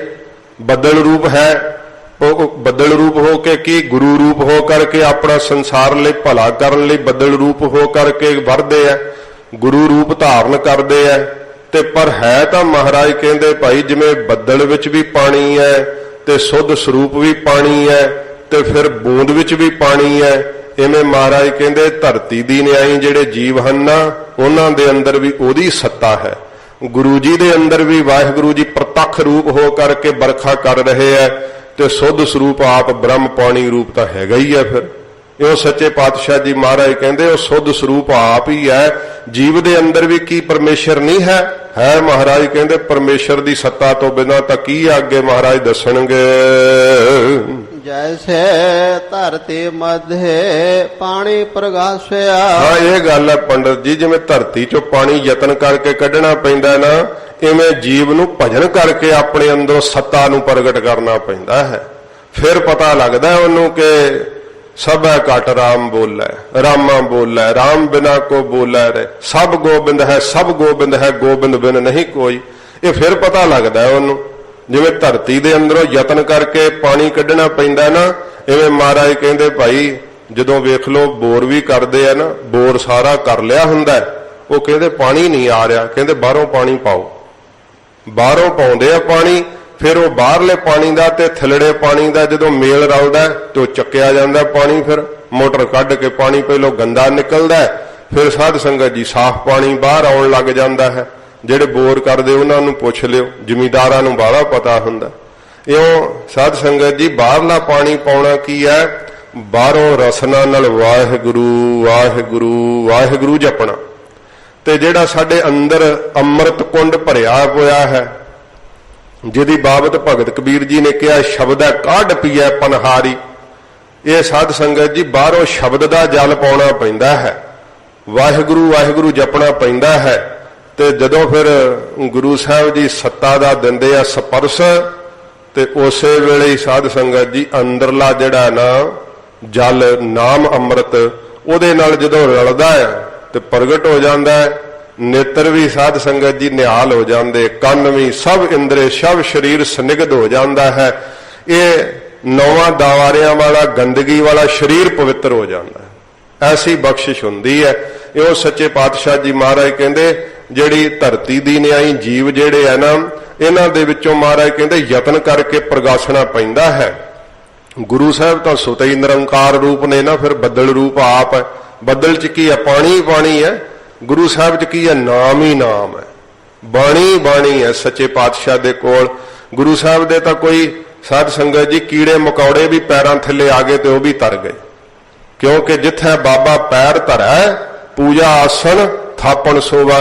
ਤੇ ਕੀੜਿਆਂ ਮਕੌੜਿਆਂ ਦੀ ਗੱਲ ਕੀ ਮਹਾਰਾਜ, ਤੇ ਪੱਥਰਾਂ ਨੂੰ ਪੰਜੇ ਸਾਹਿਬ ਬਣਾਤਾ ਸੱਚੇ ਪਾਤਸ਼ਾਹ ਜੀ ਨੇ। ਗਰੀਬ ਨਵਾਜ ਨੂੰ ਜੇ ਕੋਈ ਧਰਤੀ ਛੋ ਗਈ, ਜੇ ਕੋਈ ਜੀਵ ਜੰਤੂ ਪੌਦੇ ਛੋ ਗਏ, ਸਭ ਪੂਜਵੇ ਯੋਗ ਹੋ ਗਏ, ਕਿਉਂਕਿ ਸੱਚੇ ਪਾਤਸ਼ਾਹ ਦਾ ਆਪ ਹੀ ਨਿਰੰਕਾਰ ਨੇ। ਇਸ ਕਰਕੇ ਮਹਾਰਾਜ ਸੱਚੇ ਪਾਤਸ਼ਾਹ ਜੀ ਕਹਿੰਦੇ ਪੰਡਤ ਜੀ ਜੀਵ ਵੀ ਸੁੱਧ ਸਰੂਪ ਹੀ ਹੈ, ਪਰਮੇਸ਼ਰ ਦਾ ਹੀ ਰੂਪ ਹੈ। ਇਹ ਤਾਂ ਜੀਵ ਨੂੰ ਆਪ ਹੀ ਭਰਮ ਪੈ ਗਿਆ ਤੇ ਜੀਵ ਪੁਣਾ ਧਾਰਨ ਕਰ ਲਿਆ ਹੈ। ਤੇ ਜੇ ਜਿਵੇਂ ਖੂਹ ਚੋਂ ਪਾਣੀ ਕੱਢੀਦਾ, ਇਵੇਂ ਮਿਹਨਤ ਕਰੇ, ਜਾਪ ਕਰੇ, ਤਾਂ ਮਹਾਰਾਜ ਕਹਿੰਦੇ ਫਿਰ ਇਹਨੂੰ ਵੀ ਭਾਈ ਪ੍ਰਕਾਸ਼ ਹੋ ਸਕਦਾ ਏ। ਬਿਨ ਪਗਾ ਵਰਸਤ ਫਿਰਾਹੇ। ਜਿਹੜੇ ਸਤਿਗੁਰੂ ਜੀ ਹਨ ਉਹ ਤਾਂ ਨਿਰਯਤਨ ਹੀ ਜਿੱਧਰ ਵੀ ਫਿਰਦੇ ਆ, ਜਿੱਧਰ ਵੀ ਭਾਵ ਵਿਚਰਦੇ ਆ, ਉਹ ਬੱਦਲ ਦੀ ਤਰ੍ਹਾਂ ਮਹਾਰਾਜ ਵਰਖਾ ਹੀ ਕਰਦੇ ਆ। ਜਿਹੜਾ ਜਿਹੜਾ ਜਿਵੇਂ ਮੀਂਹ ਦੇ ਥੱਲੇ ਆ ਜਾਂਦਾ ਉਹ ਭਿੱਜ ਜਾਂਦਾ ਹੈ ਨਾ, ਜਿਹੜਾ ਜਿਹੜਾ ਗੁਰੂ ਸਾਹਿਬ ਦੇ ਕੋਲ ਆ ਜਾਂਦਾ ਉਹਨੂੰ ਸੱਤਾ ਦਾ ਸਪਰਸ਼ ਮਿਲ ਜਾਂਦਾ ਹੈ। ਉਹ ਜੀਵ ਪੁਣੇ ਨੂੰ ਛੱਡ ਕੇ ਬ੍ਰਹਮ ਰੂਪ ਹੋ ਜਾਂਦਾ ਹੈ। ਮਹਾਰਾਜ ਕਹਿੰਦੇ ਉਹਨੂੰ ਆਪਣੇ ਵਾਸਤਵ ਰੂਪ ਦਾ ਪਤਾ ਲੱਗ ਜਾਂਦਾ ਹੈ। ਉਹ ਫਿਰ ਜੰਮਣ ਮਰਨ ਤੋਂ ਮੁਕਤ ਹੋ ਜਾਂਦਾ ਹੈ। ਪਹਿਲੋਂ ਡਰੀ ਜਾਂਦਾ, ਹਾਏ ਕਿਤੇ ਮਰ ਨਾ ਜਾਵਾਂ, ਹਾਏ ਮੈਨੂੰ ਕਿਤੇ ਬਿਮਾਰੀ ਨਾ ਚਿੰਬੜ ਜੇ। ਪਰ ਜਦੋਂ ਗੁਰੂ ਸਾਹਿਬ ਜੀ ਦੇ ਕੋਲ ਆਉਂਦਾ ਹੈ ਉਦੋਂ ਇਹ ਡਰ ਸਾਰੇ ਚੱਕੇ ਜਾਂਦੇ ਆ। ਜਿਵੇਂ ਬਰਖਾ ਸਭ ਨੂੰ ਸਾਧ ਸੰਗਤ ਜੀ ਗਿੱਲਿਆਂ ਕਰ ਦਿੰਦੀ ਹੈ, ਭਿਉਂ ਦਿੰਦੀ ਹੈ, ਇਵੇਂ ਸਤਿਗੁਰੂ ਜੀ ਸਭ ਨੂੰ ਫਿਰ ਨਾਮ ਦੀ ਸਨਿਗਧਾ ਦੇ ਦਿੰਦੇ ਆ। ਉਹਨਾਂ ਦੇ ਚਿੱਤ ਜਿਹੜੇ ਆ ਅੰਮ੍ਰਿਤ ਨਾਮ ਨਾਲ ਭਿੱਜ ਜਾਂਦੇ ਆ। ਮਹਾਰਾਜ ਨਿਰਯਤਨ ਹੀ ਸੱਚੇ ਪਾਤਸ਼ਾਹ ਜੀ ਕਿਰਪਾ ਹੀ ਕਰ ਦਿੰਦੇ ਆ, ਕਿਉਂਕਿ ਹਜੂਰ ਦੇ ਦਰਬਾਰ ਵਿੱਚ ਕਿਰਪਾ ਹੀ ਵਰਦੀ ਹੈ। ਇਹ ਤਾਂ ਹੁਣ ਆਉਣ ਵਾਸਤੇ ਹੈ ਨਾ, ਸਾਨੂੰ ਆ ਜਾਈਏ ਮਹਾਰਾਜ ਦੇ ਦਰਬਾਰ 'ਚ ਤੇ ਅਸੀਂ ਵੀ ਇਸ ਨੂਰੋ ਨੂਰ ਮਹਾਰਾਜ ਦੇ ਉਪਦੇਸ਼ ਨਾਲ ਨਿਹਾਲ ਹੋਈਏ। ਮਹਾਰਾਜ ਕਹਿੰਦੇ ਭੇਦ ਤਾਂ ਕੋਈ ਵੀ ਨਹੀਂ ਹੈ, ਭੇਦ ਤਾਂ ਕੇਵਲ ਭਰਮ ਕਰਕੇ ਹੀ ਆ। ਬਾਬਾ ਤੂੰ ਐਸੇ ਭਰਮ ਚੁਕਾ ਹੈ। ਸਤਿਗੁਰੂ ਜੀ ਕਹਿੰਦੇ ਹੈ ਬਾਬਾ ਭਾਈ ਪੰਡਤ ਜੀ, ਜਿਹੜੇ ਭਰਮ ਹਨ ਨਾ ਮਨ ਦੇ ਅੰਦਰ ਪਏ ਹੋਏ ਕਿ ਇਹ ਜੀਵ ਹੈ, ਇਹ ਈਸ਼ ਹੈ, ਇਹ ਇਸ ਪ੍ਰਕਾਰ ਜਿਹੜੇ ਭਰਮ ਮਹਾਰਾਜ ਕਹਿੰਦੇ ਚੁੱਕ ਦਿਓ। ਇਸ ਪ੍ਰਕਾਰ ਇਹ ਸਿੱਧੀ ਕਰਨ ਤੇ ਲੱਗੇ ਰਹਿੰਦੇ ਆ ਕਿ ਤੇਰਾ ਵਾਸਤਵ ਸਰੂਪ ਕੀ ਹੈ। ਹੁਣ ਕੱਲਾ ਸਿੱਧ ਕਰਨ ਨਾਲ ਥੋੜੋ ਮਿਹਨਤ ਕਰਨੀ ਪੈਂਦੀ ਹੈ ਨਾ। ਮਹਾਰਾਜ ਕਹਿੰਦੇ ਸ਼ਬਦ ਦੀ ਕਮਾਈ ਕੀਤੇ ਹੀ ਪਤਾ ਲੱਗਦਾ ਹੈ, ਭਰਮ ਤਾਂ ਨਾਸ਼ ਹੁੰਦੇ ਆ। ਇਸ ਕਰਕੇ ਇਹ ਭਾਈ ਪੰਡਤ ਜੀ ਇਹ ਭਰਮ ਜਿਹੜੇ ਆ ਉਹ ਤੁਸੀਂ ਚੁੱਕ ਦਿਓ, ਨਾਸ਼ ਕਰ ਲਵੋ। ਜੋ ਕਿਛ ਕਰਤ ਹੈ ਸੋਈ ਕੋਈ ਹੈ ਰੇ। ਮਹਾਰਾਜ ਕਹਿੰਦੇ ਜੋ ਕੁਛ ਕਰਦਾ ਹੈ ਨਾ ਉਹ ਪਰਮੇਸ਼ਰ ਹੀ ਕਰਦਾ ਹੈ। ਸੋਈ ਕੋਈ ਹੈ ਰੇ, ਸੋਈ ਉਹਦੇ ਤੋਂ ਬਿਨਾ ਕੋਈ ਹੋਰ ਹੈ ਨਹੀਂ। ਮਹਾਰਾਜ ਕਹਿੰਦੇ ਉਹਦੇ ਤੋਂ ਬਿਨਾ ਤਾਂ ਕੋਈ ਵੀ ਨਹੀਂ, ਉਹ ਆਪ ਹੀ ਮਹਾਰਾਜ ਕਹਿੰਦੇ ਸਭ ਕੁਝ ਪਰਮੇਸ਼ਰ ਆਪ ਹੀ ਕਰਦਾ ਹੈ। ਤੋ ਇਸੇ ਪ੍ਰਕਾਰ ਬਾਬਾ ਤੂੰ ਐਸੇ ਭਰਮ ਚੁਕਾ ਹੈ। ਜਦੋਂ ਫਿਰ ਪੰਡਤਾਂ ਨੂੰ ਸਮਝ ਪਈ ਹੈ ਨਾ, ਗੁਰੂ ਸਾਹਿਬ ਨੇ ਤਿੰਨਾਂ ਹੀ ਪ੍ਰਸ਼ਨਾਂ ਦੇ ਵੇਖ ਲਓ ਇੱਕ ਹੀ ਸ਼ਬਦ ਵਿੱਚ ਉੱਤਰ ਦਿੱਤੇ ਸਤਿਗੁਰੂ ਜੀ ਨੇ। ਤੇ ਫਿਰ ਕਹਿੰਦੇ ਹੈ ਬਾਬਾ ਬਜ਼ੁਰਗ ਗੁਰੂ ਅਮਰਦਾਸ ਸਾਹਿਬ ਜੀ, ਤੂੰ ਐਸੇ ਭਰਮ ਚੁਕਾਹੀ। ਐਸੇ ਪਏ ਹੋਏ ਭਰਮ ਤਾਂ ਮਹਾਰਾਜ ਤੁਸੀਂ ਚੁੱਕ ਸਕਦੇ ਹੋ, ਤੁਹਾਡੇ ਤੋਂ ਬਿਨਾ ਮਹਾਰਾਜ ਸਾਡੇ ਭਰਮ ਕੌਣ ਨਾਸ਼ ਕਰ ਸਕਦਾ ਏ। ਜੋ ਕਿਛ ਕਰਤ ਹੈ ਸੋਈ ਕੋਈ ਹੈ ਰੇ। ਮਹਾਰਾਜ ਕਹਿੰਦੇ ਜੋ ਕੁਛ ਵੀ ਕੋਈ ਜੀਵ ਕਰਦਾ ਹੈ ਨਾ, ਵਾਹਿਗੁਰੂ ਵਾਹਿਗੁਰੂ ਜਾਂ ਮੂਲ ਮੰਤਰ, ਸੋਈ ਕੋਈ ਹੈ ਰੇ, ਉਹ ਕੋਈ ਪਰਮੇਸ਼ਰ ਦਾ ਰੂਪ ਹੀ ਹੋ ਜਾਂਦਾ। ਪੰਡਤ ਜੀ ਇਹ ਦੂਸਰਾ ਅਰਥ ਹੈ ਸਮਝਣਾ। ਜਿਹੜਾ ਵੀ ਕੋਈ ਮਹਾਰਾਜ ਕਹਿੰਦੇ ਪਰਮੇਸ਼ਰ ਦੇ ਭਜਨ ਨੂੰ ਕਰਦਾ ਹੈ, ਸੋਈ ਕੋਈ ਹੈ ਰੇ, ਉਹ ਕੋਈ ਹੀ ਪਰਮੇਸ਼ਰ ਦਾ ਰੂਪ ਹੀ ਹੋ ਜਾਂਦਾ ਹੈ। ਸਭ ਭਰਮ ਮਹਾਰਾਜ ਕਹਿੰਦੇ ਪੰਡਤ ਜੀ ਮਿਟ ਜਾਂਦੇ ਆ। ਤੈਸੇ ਜਾਏ ਸਮਾਹੇ। ਤੇ ਇਸ ਤਰ੍ਹਾਂ ਫਿਰ ਪਰਮੇਸ਼ਰ ਦੇ ਅੰਦਰ ਹੀ ਜਾ ਕਰਕੇ ਸਮਾ ਜਾਂਦੇ ਆ। ਜਦੋਂ ਸਾਧ ਸੰਗਤ ਜੀ ਬੂੰਦ ਸਮੁੰਦਰ 'ਚ ਮਿਲ ਜਾਂਦੀ ਹੈ, ਫਿਰ ਬੂੰਦ ਥੋੜੋ ਰਹਿੰਦੀ ਹੈ, ਫਿਰ ਤਾਂ ਪਰਮੇਸ਼ਰ ਰੂਪ ਹੋ ਜਾਂਦੀ ਹੈ। ਸਤਿਗੁਰੂ ਜੀ ਨੇ ਭਾਈ ਪਾਰੋ ਜੀ ਨੂੰ ਜਦੋਂ ਇਹ ਅਵਸਥਾ ਦਿੱਤੀ ਹੈ ਤੇ ਕਿਤੇ ਭਾਈ ਪਾਰੋ ਜੀ ਫਿਰ ਆਮ ਮਨੁੱਖੀ ਰਹਿ ਗਏ ਆ, ਕਿਤੇ ਜੀਵਪੁਣੇ 'ਚ ਰਹਿ ਗਏ ਆ। ਮਹਾਰਾਜ ਨੇ ਤਾਂ ਕਿਹਾ ਸੀ ਭਾਈ ਪਾਰੋ ਸਾਡਾ ਦਿਲ ਕਰਦਾ ਤੈਨੂੰ ਗੁਰਤਾ ਗੱਦੀ ਦੇ ਦਈਏ। ਤੇ ਭਾਈ ਪਾਰੋ ਜੀ ਵੇਖੋ ਕਿੱਡੀ ਸਿੱਖੀ ਮਹਾਰਾਜ ਦੀ ਮਹਾਨ ਹੈ। ਭਾਈ ਪਾਰੋ ਜੀ ਚਰਨੀ ਡਿੱਗੇ ਮਹਾਰਾਜ ਦੇ, ਉਸੇ ਵੇਲੇ ਕਹਿੰਦੇ ਆ ਸਾਰੀ ਮਹਾਰਾਜ ਦੇ ਚਰਨਾਂ ਤੇ ਢਹਿ ਪਏ। ਕਹਿੰਦੇ ਆ ਮਹਾਰਾਜ ਗੁਰਸਿੱਖੀ ਮਮ ਭਾਵੈ, ਗੁਰਿਆਈ ਸਤਿਗੁਰੈ ਸੁਹਾਵੈ। ਮਹਾਰਾਜ ਮੈਨੂੰ ਤਾਂ ਸਿੱਖੀ ਚੰਗੀ ਲੱਗਦੀ ਹੈ, ਕਿਰਪਾ ਕਰਕੇ ਮਹਾਰਾਜ ਮੈਨੂੰ ਸਿੱਖੀ ਦਿਓ। ਤੇ ਨਹੀਂ ਤਾਂ ਅਸੀਂ ਕਿਸੇ ਸੰਤ ਨੂੰ ਬੈਠੇ ਵੇਖੀਏ ਨਾ ਪੋਲੇ ਗੱਦਿਆਂ ਤੇ, ਭਾਵੇਂ ਉਹਨਾਂ ਦੀ ਸਾਧਨਾ ਕਿੰਨੀ ਹੈ, ਕਿੰਨੀ ਕਮਾਈ ਹੈ, ਕਿੰਨੀ ਹੱਡੀ ਆਪ ਹੱਥੀਂ ਸੇਵਾ ਕੀਤੀ ਹੈ, ਨਹੀਂ ਵੇਖਦੇ। ਇੱਛਾ ਜਿਹੜੇ ਸੇਵਕ ਚਾਰ ਰਲੇ ਹੁੰਦੇ ਇਹੀ ਕਰਦੇ ਰਹਿੰਦੇ ਆ, ਕਦੋਂ ਸੰਤ ਅੱਖਾਂ ਮੀਟੇ ਤੇ ਅਸੀਂ ਇਹਦੇ ਪੋਲੇ ਗੱਦੇ ਤੇ ਬਈਏ, ਇਹ ਦਸਤਾਰ ਮੇਰੇ ਸਿਰ ਤੇ ਸਜੇ, ਇਹ ਸਾਰੇ ਕਾਸੇ ਦਾ ਮਾਲਕ ਮੈਂ ਬਣਾ। ਇਹ ਨਹੀਂ ਵੇਖਦੇ ਕਿ ਉਹਨਾਂ ਨੇ ਕਿਹੋ ਜਿਹੇ ਜਰਫ ਜਾਲੇ ਆ, ਕਿਹੋ ਜੀ ਸੇਵਾ ਕੀਤੀ ਹੈ। ਤੇ ਇਉਂ ਜਿਨ੍ਹਾਂ ਦੇ ਮਨ ਵਿੱਚ ਇੱਛਾ ਹੁੰਦੀ ਹੈ, ਦੱਸੋ ਉਹਨਾਂ ਨੂੰ ਭਾਈ ਇਹ ਭਾਵ ਕਿਵੇਂ ਪ੍ਰਾਪਤ ਹੋ ਸਕਦਾ ਹੈ? ਉਹਨਾਂ ਨੂੰ ਤਾਂ ਫਿਰ ਜੀਵਪੁਣਾ ਹੀ ਪ੍ਰਾਪਤ ਰਹਿੰਦਾ ਹੈ। ਉਹ ਤਾਂ ਸਾਧ ਸੰਗਤ ਜੀ ਦੁੱਖਾਂ ਸੁੱਖਾਂ 'ਚ ਹੀ ਚਿੰਬੜੇ ਰਹਿੰਦੇ ਆ। ਜਿਨ੍ਹਾਂ ਨੂੰ ਸਤਿਗੁਰਾਂ ਨੇ ਸਿੱਖੀ ਮਹਾਨ ਦਿੱਤੀ ਹੈ, ਗਰੀਬ ਨਿਵਾਜ ਸੱਚੇ ਪਾਤਸ਼ਾਹ ਦੇ ਚਰਨਾਂ ਤੇ ਢਹਿ ਕੇ ਉਹਨਾਂ ਕਿਹਾ ਮਹਾਰਾਜ ਸਾਨੂੰ ਸਿੱਖੀ ਚਾਹੀਦੀ ਹੈ, ਕਿਉਂਕਿ ਉਹਨਾਂ ਨੂੰ ਪਤਾ ਹੈ ਕਿ ਨਦੀ ਰੂਪ ਸਿੱਖੀ ਸਿੱਧੀ ਸਮੁੰਦਰ ਰੂਪ ਗੁਰੂ ਰੂਪੀ ਬ੍ਰਹਮ 'ਚ ਹੀ ਜਾਂਦੀ ਹੈ। ਇਸ ਕਰਕੇ ਮਹਾਰਾਜ ਸਾਨੂੰ ਤਾਂ ਸਿੱਖੀ ਚਾਹੀਦੀ ਆਪ ਦੀ। ਇਉਂ ਸਾਧ ਸੰਗਤ ਜੀ ਸਿੱਖੀ ਮਿਲ ਜੇ ਤਾਂ ਹੋਰ ਕੋਈ ਲੈਣ ਵਾਸਤੇ ਕੁਝ ਵਿਸ਼ੇਸ਼ ਰਹਿੰਦਾ ਹੀ ਨਹੀਂ। ਸਿੱਖੀ ਹੈ ਸਭ ਤੋਂ ਵੱਡੀ ਸਤਿਗੁਰੂ ਦੇ ਘਰ ਦੇ ਅੰਦਰ ਦਾਤ, ਮਹਾਰਾਜ ਦੇ ਕੋਲੋਂ ਇਹੀ ਮੰਗਣੀ ਚਾਹੀਦੀ ਹੈ। ਹਜੂਰ ਫਰਮਾਉਂਦੇ ਆ ਰਹਾਓ ਤਿਸ ਹੀ ਮਾਹੇ, ਕਿਹੜੀ ਹੀ ਪੰਕਤੀ ਪੜੋ ਨਾ, ਤੈਸੇ ਜਾਏ ਸਮਾਹੇ। ਇਸ ਤਰ੍ਹਾਂ ਹੀ ਜਾ ਕਰਕੇ ਮਹਾਰਾਜ ਕਹਿੰਦੇ ਭਾਈ ਸਮਾ ਜਾਂਦੇ, ਜਿਵੇਂ ਬੂੰਦ ਸਮਾ ਜਾਂਦੀ ਹੈ ਸਮੁੰਦਰ ਦੇ ਅੰਦਰ, ਜਿਵੇਂ ਨਦੀਆਂ ਸਮਾ ਜਾਂਦੀਆਂ ਸਮੁੰਦਰ ਦੇ ਅੰਦਰ, ਇਵੇਂ ਮਹਾਰਾਜ ਕਹਿੰਦੇ ਉਹ ਭਜਨ ਕਰਨ ਵਾਲੇ, ਜਾਪ ਕਰਨ ਵਾਲੇ ਬ੍ਰਹਮ ਵਿੱਚ ਹੀ ਸਮਾ ਜਾਂਦੇ ਆ। ਇਸ ਕਰਕੇ ਪੰਡਤ ਜੀ ਸਭ ਕੁਝ ਵਾਹਿਗੁਰੂ ਰੂਪ ਹੀ ਹੈ। ਮਹਾਰਾਜ ਕਹਿੰਦੇ ਭਰਮ ਦੂਰ ਕਰੋ। ਪੰਡਤਾਂ ਨੇ ਹੱਥ ਜੋੜ ਕਰਕੇ ਕਿਹਾ ਸੀ ਬਾਬਾ ਤੂੰ ਐਸੇ ਭਰਮ ਚੁਕਾਹੀ। हे ਬਜ਼ੁਰਗ ਗੁਰੂ ਅਮਰਦਾਸ ਸਾਹਿਬ ਜੀ, ਤੁਸੀਂ ਹੀ ਐਸੇ ਵੱਡੇ ਭਰਮਾਂ ਨੂੰ ਮਹਾਰਾਜ ਸ਼ੰਕਿਆਂ ਨੂੰ ਨਾਸ਼ ਕਰ ਸਕਦੇ ਹੋ, ਕੋਈ ਹੋਰ ਨਹੀਂ ਕਰ ਸਕਦਾ। ਵਿਸ਼ਰਾਮ ਦੇ ਕੇ ਮਹਾਰਾਜ ਫਰਮਾਉਂਦੇ ਹਨ, ਇਸਤਰੇ ਪੁਰਖ ਹੋਏ ਕੈ। ਇੱਕ ਚਾਰ ਵਾਕੀਆ ਪੰਡਤ ਬੋਲਿਆ ਮਹਾਰਾਜ ਦੀ ਉਸਤਤ ਵੇਖ ਕੇ ਕਿ ਬੜੇ ਸਾਰੇ ਹੀ ਹਾਰ ਗਏ ਆ, ਤੇ ਉਹ ਕਹਿੰਦਾ ਮਹਾਰਾਜ ਇਹ ਜਿਹੜਾ ਹੈ ਜੀਵ ਫਿਰ ਕਿੱਥੋਂ ਜਨਮਦਾ? ਮਹਾਰਾਜ ਕਹਿੰਦੇ ਪੰਡਤ ਜੀ ਤੁਸੀਂ ਦੱਸੋ। ਕਹਿਣ ਲੱਗਾ ਮੇਰਾ ਜਨਮ ਤਾਂ ਮੇਰੇ ਮਾਤਾ ਪਿਤਾ ਤੋਂ ਹੋਇਆ। ਮਹਾਰਾਜ ਕਹਿੰਦੇ ਤੇਰੇ ਮਾਤਾ ਪਿਤਾ ਦਾ ਜਨਮ ਕਿੱਥੋਂ ਹੋਇਆ ਸੀ? ਕਹਿਣ ਲੱਗਾ ਮੇਰੇ ਦਾਦੀ ਦਾਦੇ ਤੋਂ। ਤੇ ਮਹਾਰਾਜ ਕਹਿੰਦੇ ਉਹਨਾਂ ਦਾ? ਕਹਿੰਦਾ ਉਹਨਾਂ ਦੇ ਅੱਗੇ ਮਾਤਾ ਪਿਤਾ। ਤੇ ਹਜੂਰ ਕਹਿੰਦੇ ਅਖੀਰ ਤੇ ਕਿੱਥੇ ਜਾਏਗਾ? ਪਰਮੇਸ਼ਰ ਤੱਕ ਹੀ ਜਾਣਾ ਪਏਗਾ ਨਾ। ਪਰਮੇਸ਼ਰ ਤੋਂ ਹੀ ਸਭ ਉਤਪਨ ਹੋਏ ਆ, ਬ੍ਰਹਮ ਬਿੰਦ ਤੇ ਸਭ ਉਤਪਤ ਹੋਈ। ਸਭ ਕੁਝ ਹੀ ਇਹ ਕਿਹਾ ਕਬੀਰ ਜੀ ਨੇ, ਕਹੋ ਰੇ ਪੰਡਤ ਬਾਹਮਣ ਕੱਬ ਕੇ ਹੋਏ, ਬਾਹਮਣ ਕਹਿ ਕੇ ਜਨਮ ਮਤ ਖੋਏ। ਕਿਉਂ ਤੂੰ ਐਵੇਂ ਆਪਣੇ ਆਪ ਨੂੰ ਕਿ ਮੈਂ ਬੜਾ ਵੱਡਾ, ਮੈਂ ਬੜਾ ਮਹਾਨ, ਐਵੇਂ ਜਨਮ ਕਿਉਂ ਆਪਣਾ ਖਰਾਬ ਕਰ ਰਿਹਾ, ਭਜਨ ਨਹੀਂ ਕਰਦਾ? ਤੋ ਸਤਿਗੁਰੂ ਪਾਤਸ਼ਾਹ ਜੀ ਮਹਾਰਾਜ ਕਹਿੰਦੇ ਆ ਕਿ ਜੇ ਕੋਈ ਇਹ ਸਮਝਦਾ ਹੈ ਕਿ ਇਸਤਰੀ ਦੇ ਪੁਰਖ ਦੇ ਸੰਬੰਧ ਨਾਲ ਸੰਤਾਨ ਪੈਦਾ ਹੁੰਦੀ ਹੈ, ਮਹਾਰਾਜ ਕਹਿੰਦੇ ਉਹਦਾ ਭੁਲੇਖਾ ਹੈ। ਹਜੂਰ ਵੇਖ ਲੋ ਕਿੱਡਾ ਛੌੜ ਕੱਟ ਰਹੇ ਭਰਮ ਦਾ। ਤੇ ਜੀਵ ਸਮਝਦੇ ਇਹੀ ਹੈ ਕਿ ਇਸਤਰੀ ਪੁਰਖ ਦਾ ਸੰਬੰਧ ਹੈ ਤੇ ਬੱਚਾ ਪੈਦਾ ਕਰ ਲਓ। ਸਤਿਗੁਰੂ ਜੀ ਦੱਸਦੇ ਹਨ, ਇਸਤਰੀ ਪੁਰਖ ਹੋਏ ਕੈ। ਮਹਾਰਾਜ ਕਹਿੰਦੇ ਇਸਤਰੀ ਤੇ ਪੁਰਖ ਭਾਈ ਜਿਹੜੇ ਹਨ ਮਿਲ ਕਰਕੇ ਸੰਬੰਧ ਕਰਕੇ ਕਿਆ ਹੋਏ ਕਰਮ ਕਮਾਹੇ। ਕੀ ਉਹ ਸੰਤਾਨ ਦੇ ਪੈਦਾ ਕਰਨ ਦਾ ਕਰਮ ਕਰ ਸਕਦੇ ਆ ਜੇ ਵਾਹਿਗੁਰੂ ਨਾ ਚਾਹੇ ਤਾਂ? ਕਿੰਨੇ ਐਸੇ ਹੈ ਔਰਤਾਂ ਤਰਲੇ ਮਾਰਦੀਆਂ ਕਿਉਂਕਿ ਔਰਤ ਦਾ ਜੀਵਨ ਮਾਂ ਤੋਂ ਬਿਨਾਂ ਨਿਸਫਲ ਚਲਿਆ ਜਾਂਦਾ ਹੈ। ਕਈਆਂ ਔਰਤਾਂ ਦਾ ਮਾਂ ਕਹਾਉਣ ਨੂੰ ਹੀ ਦਿਲ ਤਰਸਦਾ ਰਹਿੰਦਾ ਹੈ ਪਰ ਔਲਾਦ ਨਹੀਂ ਪ੍ਰਾਪਤ ਹੁੰਦੀ, ਬਾਂਝ ਹੀ ਇਸ ਸੰਸਾਰ ਤੋਂ ਚਲੀਆਂ ਜਾਂਦੀਆਂ। ਇਹ ਦਾਤ ਤਾਂ ਪਰਮੇਸ਼ਰ ਦੀ ਹੈ। ਜੇ ਇਸਤਰੀ ਦੇ ਹੱਥ 'ਚ ਹੈ ਤਾਂ ਫਿਰ ਕਰ ਲੈ ਪੈਦਾ ਪੁੱਤਰ। ਮਹਾਰਾਜ ਕਹਿੰਦੇ ਨਹੀਂ ਇਸਤਰੀ ਕਰ ਸਕਦੀ, ਨਾ ਹੀ ਪੁਰਖ ਇਹ ਸੰਬੰਧ ਕਰਕੇ ਪੁੱਤਰ ਜਾਂ ਸੰਤਾਨ ਧੀ ਆਦਿਕ ਪੈਦਾ ਨਹੀਂ ਕਰ ਸਕਦੇ ਜੇ ਕਿ ਨਿਰੰਕਾਰ ਨਾ ਆਪਣੀ ਅੰਸ਼ ਪਾਵੇ ਤਾਂ ਅੰਦਰ।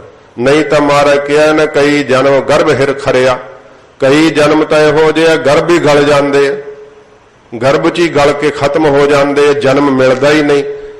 ਸੰਬੰਧ ਹੋ ਵੀ ਗਿਆ ਤੇ ਫਿਰ ਵੀ ਸਾਧ ਸੰਗਤ ਜੀ ਕੀ ਹੈ ਕਿ ਉਹ ਜਨਮ ਹੀ ਨਹੀਂ ਲੈ ਪਾਉਂਦਾ ਹੈ। ਮਹਾਰਾਜ ਨੇ ਚਲਿਤਰਾਂ 'ਚ ਐਸੇ ਪ੍ਰਸੰਗ ਲਿਖੇ ਆ। ਇੱਕ ਰਾਜਾ ਸੀਗਾ, ਉਹਨੇ 1 ਲੱਖ ਇਸਤਰੀ ਵਿਆਹੀ, 1 ਲੱਖ ਥੋੜਾ ਨਹੀਂ, 1 ਲੱਖ ਇਸਤਰੀ ਵਿਆਹੀ। ਬਿਰਧ ਹੋ ਗਿਆ, ਸੰਤਾਨ ਕਿਸੇ ਦੇ ਵੀ ਪੈਦਾ ਨਹੀਂ ਹੋਈ। ਤੇ ਜਦੋਂ ਉਹਦੇ ਮਰਨ ਦਾ ਵਕਤ ਆਇਆ ਕਹਿੰਦੇ ਇੱਕ ਰਾਣੀ ਨੂੰ ਔਲਾਦ ਹੋ ਗਈ। ਜਦੋਂ ਔਲਾਦ ਹੋਈ ਤੇ ਬਾਕੀ ਰਾਣੀਆਂ ਨੇ ਗੁੱਸਾ ਖਾ ਕੇ ਈਰਖਾ ਖਾ ਕੇ ਮਾਰਤੀ ਕਿ ਸਾਡੇ ਅਹੀਂ ਬਾਂਝਵਾਂ ਤੇ ਇਹਨੂੰ ਕਿਉਂ ਔਲਾਦ ਪੈਦਾ ਹੋ ਗਈ। ਆਉਂਦੀ ਗਿਆ ਉਹ ਰਾਜਾ ਸੰਸਾਰ ਤੋਂ, ਮਰ ਗਿਆ। ਔਲਾਦ ਦੇ ਵਾਸਤੇ ਤਰਸਦਾ ਰਿਹਾ। ਰਾਜੇ ਲੋਕਾਂ ਨੂੰ ਜ਼ਿਆਦੀ ਚਿੰਤਾ ਹੁੰਦੀ, ਰਾਜ ਭਾਗ ਦਾ ਮਾਲਕ ਲੱਭਦੇ ਫਿਰਦੇ ਐ। ਤੇ ਸਾਧ ਸੰਗਤ ਜੀ ਜੇ ਨਹੀਂ ਨਾ ਪਰਮੇਸ਼ਰ ਨੂੰ ਭਾਉਂਦਾ ਤੇ ਇਸਤਰੀ ਪੁਰਖ ਕੁਝ ਨਹੀਂ ਕਰ ਸਕਦੇ। ਜਿਹੜੇ ਕਹਿੰਦੇ ਸੰਬੰਧ ਕਰਕੇ ਸੰਤਾਨ ਪੈਦਾ ਕਰ ਲਈਦੀ ਹੈ, ਇਹ ਉਹਨਾਂ ਦੀ ਮੂਰਖਤਾਈ ਹੈ, ਉਹਨਾਂ ਦਾ ਭੁਲੇਖਾ ਹੈ। ਇਹ ਤਾਂ ਮਹਾਰਾਜ ਕਿਹਾ ਕਿ ਪਰਮੇਸ਼ਰ ਦੀ ਦਾਤ ਹੈ, ਵਾਹਿਗੁਰੂ ਦੀ। ਜੇ ਵਾਹਿਗੁਰੂ ਨਾ ਪਾਵੇ ਤੇ ਸਾਧ ਸੰਗਤ ਜੀ ਆ ਮੈਡੀਕਲ ਵੀ ਕਿੰਨੀ ਤਰੱਕੀ ਕਰ ਗਿਆ, ਫਿਰ ਵੀ ਨਹੀਂ ਦਾਤ ਪ੍ਰਾਪਤ ਹੁੰਦੀ ਜੇ ਵਾਹਿਗੁਰੂ ਨਾ ਚਾਹੇ ਤਾਂ। ਇਹ ਤਾਂ ਪਰਮੇਸ਼ਰ ਦੀ ਮੌਜ ਹੈ। ਵੇਖ ਲਓ ਇਹ ਗੁਰੂ ਤੇਗ ਬਹਾਦਰ ਸਾਹਿਬ ਜੀ ਦੇ ਜੀਵਨ ਦਾ ਵਾਕਿਆ ਆਉਂਦਾ ਹੈ ਕਿ ਜਿਹੜਾ ਇਸ ਪ੍ਰਕਾਰ ਸਾਧ ਸੰਗਤ ਜੀ ਮੇਦਨੀ ਪ੍ਰਕਾਸ਼ ਦਾ ਪਿਤਾ ਸੀਗਾ, ਉਹ ਕਿੰਨੇ ਥਾਵਾਂ ਤੇ ਭਟਕਿਆ ਸੀ। ਤੇ ਜਦੋਂ ਗੁਰੂ ਤੇਗ ਬਹਾਦਰ ਸਾਹਿਬ ਦਾ ਜਸ ਸੁਣਿਆ ਤੇ ਆਪਣੀ ਰਾਣੀ ਸਮੇਤ, ਫੌਜਾਂ ਸਮੇਤ, ਵਜ਼ੀਰਾਂ ਸਮੇਤ ਆਇਆ।